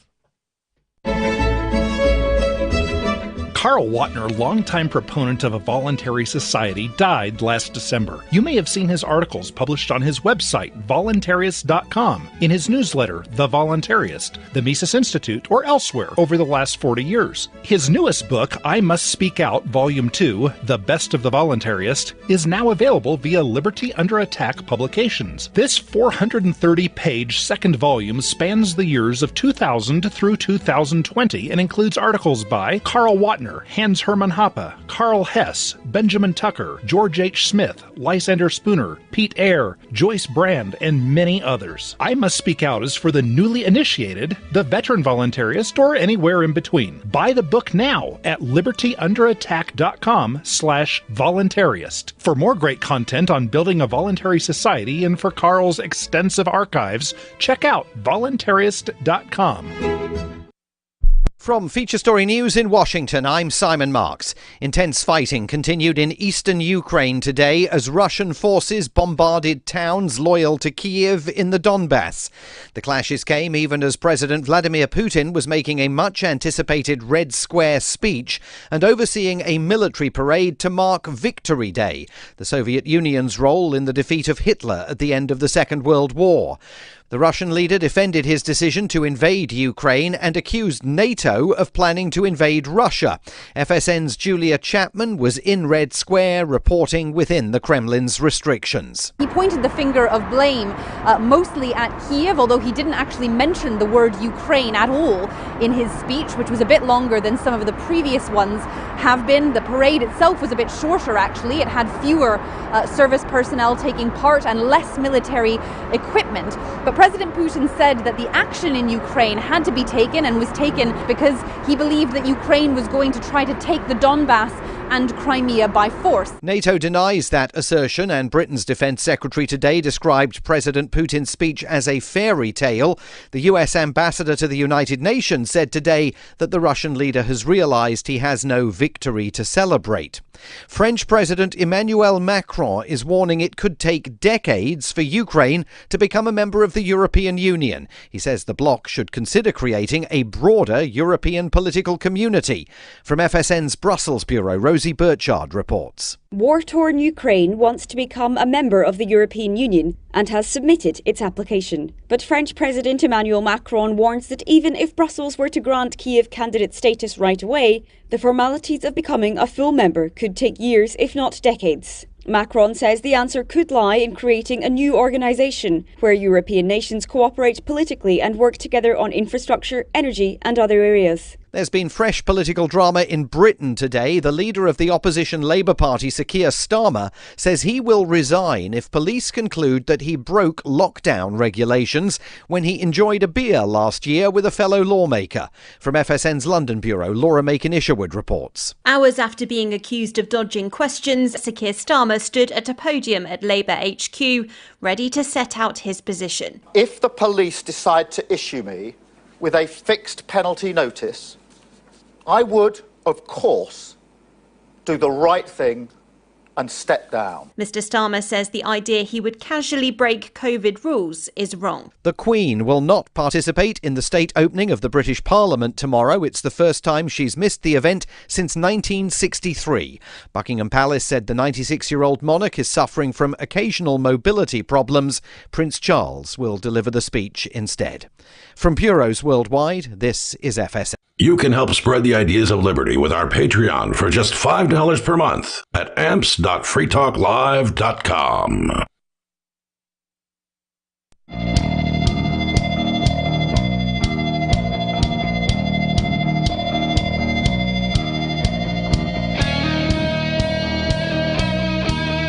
Free Talk Live. You can join us here. The number is 603-283-6160. That's 603-283-6160. 6160. I don't know if this was what it sounded like outside of the Tesla plant, but this is some video from Shanghai. People are busting out. Sounds like they're banging on pots and pans. No, they're actually fighting with with the people that are the government goons that are in the full body suits. There's a large number of people coming out of an apartment complex. There's actually different angles of this video. Just like there's one video that was taken from inside the building. This one's taken from outside as people are, at least these people are fed up with the restrictions. If I recall correctly, the Chinese goons, the Chinese thugs that are out there enforcing the laws on behalf of the Chinese government, they're not carrying around weapons, right? Or at least not guns. Some are. I've seen pictures of some with guns. Okay. I don't think it's that common though. But it's not like the United States where every single police officer has a firearm. Yeah, I don't think so. I don't think that's the case here. So we've been talking about what's going on in Shanghai, where some people are on day 50 or more of lockdown, and it's I did this crap when I had vocal surgery. I was locked down in my house for about 2 weeks before I was even able to drive voluntarily. Yeah, and I was still able to go next door to the store, right, to buy stuff that I needed. I can't and have some limited interaction with other human beings outside of my household. I can't imagine doing this for 50-something days and not having that little tiny freedom to just go outside. Yeah, you can't do that. Well, in this case, they pushed themselves out. They managed to bust through the whatever barriers and the various different agents that they had in the street. But see, I could still go outside. Yeah, I didn't want to because it was January. But Jared T. Nelson, we've read some posts from him in the past. This is the guy who told us that we learned from him. He's at Jared T. Nelson on Twitter. We learned from him that he was the one of two people in an apartment complex who were the volunteers that were allowed to leave so they could go leave the apartment complex and go a little ways away to wherever the government checkpoint was and pick up the groceries for the entire apartment building. And they were allowed to do that. They were only allowed out for 2 hours a day at that time. Of course, that meant that if food deliveries came in the morning and they had to go out between 3 and 5 o'clock in the afternoon, then if there was meat or something in the food delivery, it would have spoiled by then. So, those are some of the downsides of this situation. One of the many downsides of allowing the government to run your life. The groceries especially. Not to mention the fact that there's flies and things like that. And one guy said he had moths in his food delivery once that fluttered around his apartment for days until he could finally get rid of them all. Moldy food is not uncommon to be delivered if you can even get food deliveries. So that kind of gives you a little bit of background on this guy. It's not even a delivery, though. It's a drop-off. You have to go get it. Right. You would think that the Chinese government is going to lock you down in your apartment and then give you rotten food. The very least they could do is actually bring it to you in your apartment. No, that would be a service. You can't make the bar lower than being locked down in your apartment and being served rotten food that you still have to go pick up. That's right. It's insulting. So day 47, he writes this on May 6th. This is one of his more recent posts. So to just kind of give you a clue. He's tweeting out of Shanghai? That's right, yeah. Okay. Yeah, he's there. Yay, VPNs. Day 47 of our Shanghai COVID lockdown, and we woke up like we often do to a man in a hazmat suit downstairs yelling through a bullhorn for us to come down for our tests. Sounds a lot like jail to me. While checking our phones for the new test QR code, we also saw this alarming new official notice that had been sent to us. And then he includes an image, which is, it's all in Chinese, of this notice. And he kind of translates it for us. He says the key points are 1, we must stay inside our apartment and not leave our front door except for going downstairs for testing. How is it possible? How could they not have eliminated COVID-19 if they've been locked in their apartments for 50 days? Yeah. How could anyone in that apartment building possibly have COVID-19? He says this was not a change for us, and it was a little strange to see it reiterated again. 2, all deliveries are prohibited during the weekend. Friday from midnight to Sunday at midnight, nothing will be allowed in. No food, no water, nothing.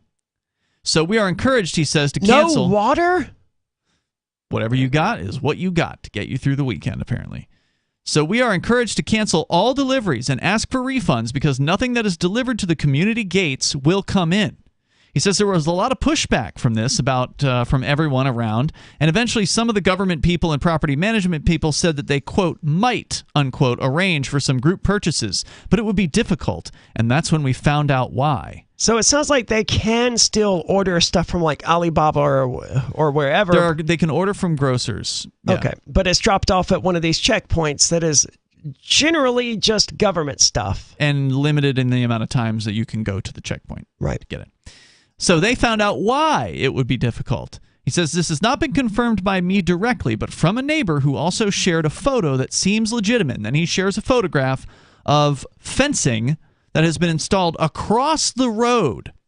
He says it seems that barriers have been set up that are blocking the roads for several streets around us. So delivery drivers can't even make it to the gates of our apartment community. You know where else we heard of this happening? Where people were like erecting barriers in the streets in order to prevent movement from through the streets. The autonomous zone in Seattle? Well, I was thinking of Ukraine. Oh. And that was how they chose to deal with the Russian tanks. Mm-hmm. And this is how the Chinese people are choosing to deal with, the Chinese people. That reason seems clear. Deliveries are halted because the roads are closed. He says, of course, I'm not allowed to leave my front door, let alone our apartment community gates, in order to verify that. So I'm guessing he's no longer the guy for the whole apartment building to go and get the deliveries. Not sure when that changed. I haven't been reading his posts every day, so maybe he addressed that at some point. Did they at least allow these people roof access or something? I doubt it. The result of the new announcement and the new street barricades is that we are locked down in Shanghai, not allowed to leave our apartment door except for going downstairs to do a COVID test, and are also not allowed to get any deliveries of food or drinking water or anything. They sent the announcement on Friday morning to go in effect at midnight, and from my understanding, this applies not just to our apartments but to many in the area. Panic buying and hoarding started immediately, of course, and all same-day deliveries were instantly fully booked. This was a shock for us because cases had been improving steadily recently. Yesterday, there were only 23 new cases identified outside of the quarantine zones. 23 new cases in, I presume that is all of Shanghai? There's that many here in Cheshire County right now, yeah. most likely, but they're minor, they're inconsequential, and no one would know they had it if they didn't get tested for it. Fortunately, he says, for many of us, deliveries had been improving this week, and we were able to restock some of our pantries. He says he was fortunate enough to get some hot sauces and other key condiments. Back to this morning. I like that his priorities are in order. He's got some Valentina there. Back to this morning, we went down for testing because it seemed like another mandatory day where they really push you to do the testing. And he says some days it feels more like a suggestion. Their new method is to first do a home antigen test, and then, if negative, bring the plastic test pieces down with you to do the PCR test. So you get twice tested in the same day. They check the antigen test downstairs and take it from you, which seems like a better system to avoid fraud or tampering. What I didn't anticipate when I put all 4 in my pocket was that our fresh antigen test still had some of the liquid left in the little dropper area, which of course leaked through my pocket to the front of my shorts by the time they were downstairs. Not a particularly good look, he says. I've heard from friends in other parts of the city their areas are actually opening up, although most businesses and stores are still closed there. It's important to note that Shanghai is a big city. Remember, it's the 3rd most populated city on the planet. They said 23 million people in this other article. I can't even fathom a city that big. Yep. He says, we have some hope this new hard lockdown is only for 2 days, but then again, that's exactly what they told us for the general lockdown 47 days ago. Finally, he says the other big topic of conversation for the apartment community today was mosquitoes. Guess what? All of our normal maintenance has been suspended for such a long time, including pest control for nature's most obnoxious creation, which has resulted in a big increase in mosquitoes. Which means an increase in malaria. Which means life really sucks, right? There's more coming up here, and you can join us. The number is 603-283-6160. That's 603-283-6160. This is Free Talk Live. So the protection of life, liberty, and property is what the Free State Project is all about. But it's an effort to move 20,000 people who understand. It's about demonstrating to the entire country that, yeah, we can have a free market, a truly free market. Making it just a freer, great place to live. It's the world's largest voluntarist libertarian community, and it's only getting bigger. That's amazing, to be able to move to a place where other people passionately believe in being free and independent. What the Free State Project is managing to do, though, is to put their money where their mouth is. It's physically getting up across the country and saying, let's go someplace and let's demonstrate the power of these ideas. There's a lot of kind of philosophy that surrounds liberty. There's a lot of thinking about it and talking about it. But here in New Hampshire, people are doing it. 101 Reasons Liberty Lives in New Hampshire, a documentary by Free State Project early movers. Watch it free at 101reasonsfilm.com. 101reasonsfilm.com. The new 4th edition of Healing Our World, The Compassion of Libertarianism, will take your understanding of liberty to a deeper level and has over 1,300 updated references, new cartoons, and a foreword by Dr. Ron Paul. With discounts for multiple book purchases, the 4th edition of Healing Our World is a great gift for the liberals, pragmatists, environmentalists, and Christians in your life who think libertarianism is cold-hearted. Get yours today at healing.freetalklive.com and use promo code FTL for a $5 discount. If you want to know the latest about Free Talk Live before we go on the air, all you need to decide is how you want it delivered. It's your choice. Visit news.freetalklive.com to receive our usually weekly news updates by email. Plus, we have a Twitter account at twitter.freetalklive.com, and you can follow us on the decentralized Mastodon platform at toot.freetalklive.com. So please follow us at toot.freetalklive.com and sign up for our emails at news.freetalklive.com. Are you making sense to the boomer mindset? I'm Holland Cook from survivalspeech.com. 80 million baby boomers comprise 25% of the population and control most of the USA's wealth. As aging parents pass on, they'll control more. Boomers are 46 to 65 years old and regard themselves as midlife. They identify as neither young nor old. They're post-minivan and pre-retirement, and they don't like being called boomers. They think me. Many of the purchases boomer couples make are individual purposes. They've been experimenters all their lives. If you want their attention, tell stories and keep it simple. If something seems complicated, boomers can dismiss it as, I don't need this. And if you're looking for work, you may be applying to a boomer, so relate accordingly. From survivalspeech.com, I'm Holland Cook. There are lots of ways to listen to Free Talk Live. Our podcast has been around since podcasts began, and now the FTL feed is loaded with content besides our full show archives. Did you know that we make it easy for you to customize your podcast subscriptions? We have different feeds, one that includes only our full shows, one with just the Daily Digest, and our main feed that includes everything. You decide what you listen to. It's quick and easy to customize your feeds at feeds.freetalklive.com. That's feeds.freetalklive.com. Should you be able to earn an honest living free from senseless government interference? The Institute for Justice thinks so. That's why we've spent years defending hard-working men and women from pointless government regulations. Nationwide, IJ has created opportunity by reducing government power, but there is still more work to be done. Visit our website today at ij.org. Let IJ take care of the government so you can take care of your business. Yep, we still do email. Drop your email address in the entry box at freetalklive.com, and you'll be kept in the loop with Free Talk Live.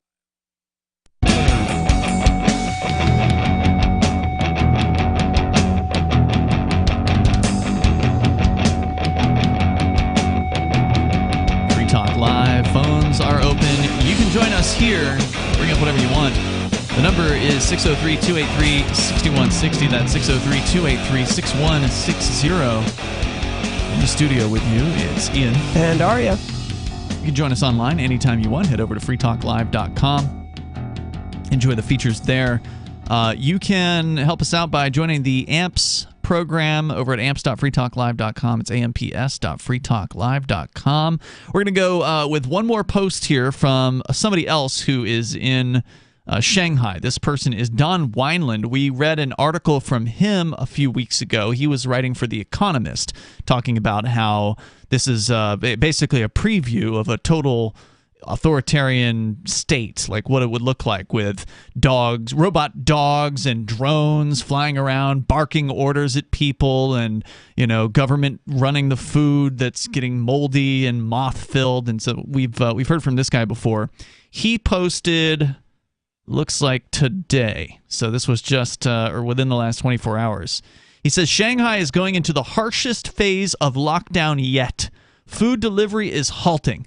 We're told to rely on government for food, and he puts in parentheses, rotting cabbage, because he's had that. Day 39 of full lockdown feels like it could be day 1. They say this new phase is going to be 2 to 5 days. The original lockdown was supposed to be 4 days, and he's now on day 39 of his lockdown. Remember, different areas of the city. That's horrifying, dude. Yeah.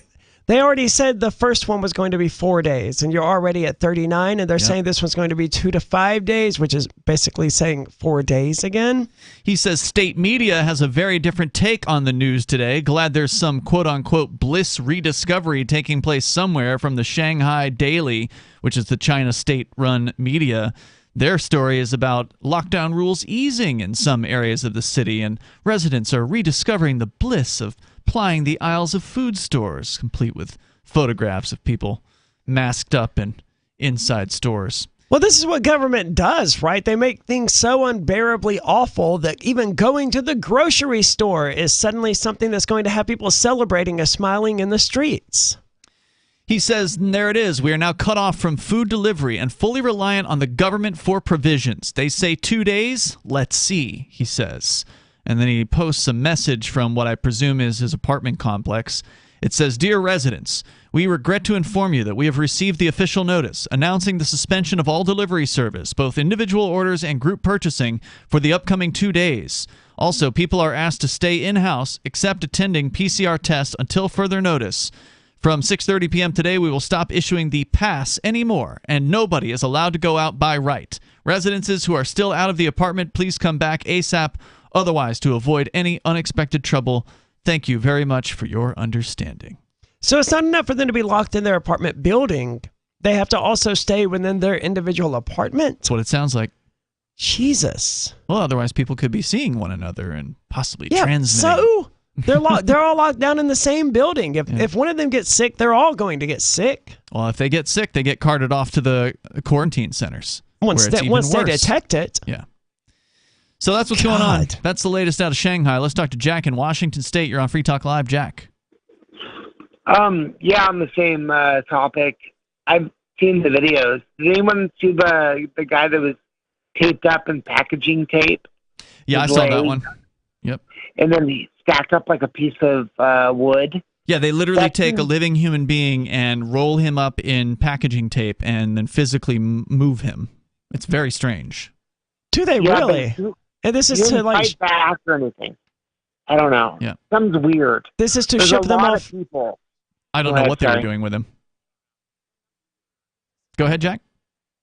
Oh, just I don't know if it was staged, which I still feel like it is. Because if I was being taped up, I would wiggle and fight. If you saw the video. Yeah, but the Chinese people, they're so conditioned that they'll do whatever their government tells them to do.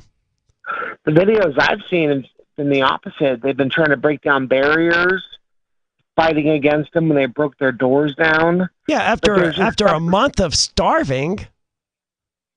Yeah.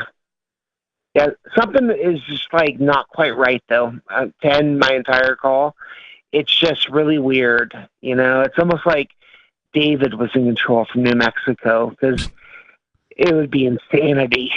All right. Thanks for the call tonight. Let's go to Dave in Michigan. You're on Free Talk Live, Dave. Hey, and thanks for taking my call. Yes, WKHM. Excellent. Proud supporter of the station, and thanks for being on for the time that you are. Of course. Hey, listen, I want to ask you a broad question. All right. Now, we're hearing and seeing some of these things coming out of China.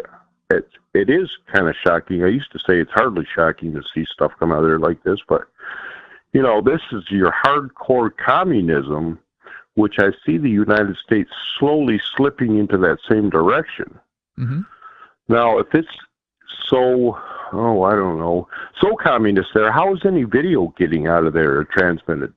Well, good question. They do have what they call the Great Firewall of China, and a lot of people in the freer world know about this, that the Chinese government has a tremendous amount of control over what the Chinese people are able to see, what they're able to search for, the services that they're able to use on the internet. There's a lot of websites that are blocked from access in China. And so you do ask a good question. Some of the people who've been reporting from China have pointed out that it is difficult to get some video of what's going on out, and I suspect that is one of the reasons why we're seeing, in many cases, very short videos that you'll typically see if you go to the Northrop Gundam channel on Twitter. You'll see, in many cases, 9-second, 14-second long, 20-second long videos, not very, very lengthy videos, and so therefore the file size is very small, and it's much easier to, let's say, smuggle out a file that is 10 megabytes or 20 megabytes instead of a 2 gigabyte, Well, some of these aren't even video. smuggled, right? They just use WeChat, which is like a Chinese Twitter, as I understand it. And, there are bots that are automatically, catching videos that shouldn't be allowed are not perfect. So they upload a video as 9 or 10 seconds and it stays up for an hour. There's nothing in the world that's going to stop you as an American from going on to WeChat and viewing whatever people are posting there. So a lot of this is people are just posting on the Chinese social media platforms, and people outside of China are monitoring them and happen to see them before the bots do. They the snatch censor it, bots. copy it. Yeah. Look, where there's a will, there's a way when it comes to internet, right? I mean, even the Chinese government cannot be 100% complete in censoring its own people. If you want to get a video out, you open up a VPN, you zip the thing, you put a password on it or whatever. There's other ways to do this. You could PGP encrypt it. There's a bunch of different options for those who are willing to take the time to learn how to do it. Let me ask you this a little bit on little off this subject, but being libertarian, believe me, I'm more libertarian than I am liberal. Don't you see this hardcore left political movement in the United States heading down that slippery slope of what communism is actually all about? Because Margaret Thatcher said it best, eventually you run out of other people's money. Yep, and that's true. Hell, the United States is so far deeply in debt right now, and some of our creditors are countries like China. To me, it's just authoritarianism, left or right. The exact brand of what they're trying to peddle or how they're packaging it isn't really of consequence to me. It's still the same package, and it's a package that I don't want.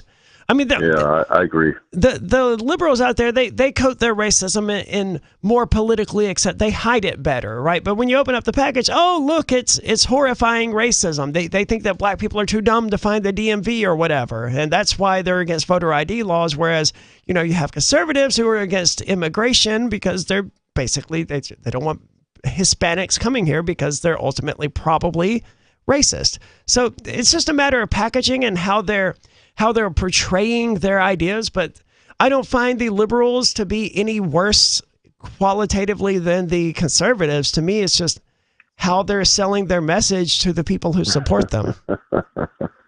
That's well said. I know you're getting out of time here, but hey, listen, thanks for taking my call and take care. Thanks, David. Also, don't forget they've already implemented the majority of the Communist Manifesto's planks here in the United States, and that's been going on for a long time. So, I mean, they're frightening, man. Yeah, you can pull up the planks of the Communist Manifesto and take a look at the current situation, and it's like 8 out of 10 or 7.5 out of 10 the last time we did a count through. So I remember the central banking thing was a big one. Like Marx was all about having a communist society where the communist society had the central bank and it controlled the money supply. And oh, look, they did that. They've been doing that for a long time, though. Yep, and that's finally getting undermined thanks to crypto. Let's talk more about it. We can do that tomorrow night. Thank you, Dave, for your call. Definitely appreciate hearing from you. And we will be back for more open phones every single night of the week here on Free Talk Live. You can join us live from 7 to 10 at night Eastern, all 7 nights per week. You can join us anytime you want online over at freetalklive.com. Don't forget our social media platform, which is always available for you at social.freetalklive.com. We will see you tomorrow night. What if you want to hear the latest episode of Free Talk Live, but all you have is your phone? You forgot to download our archive,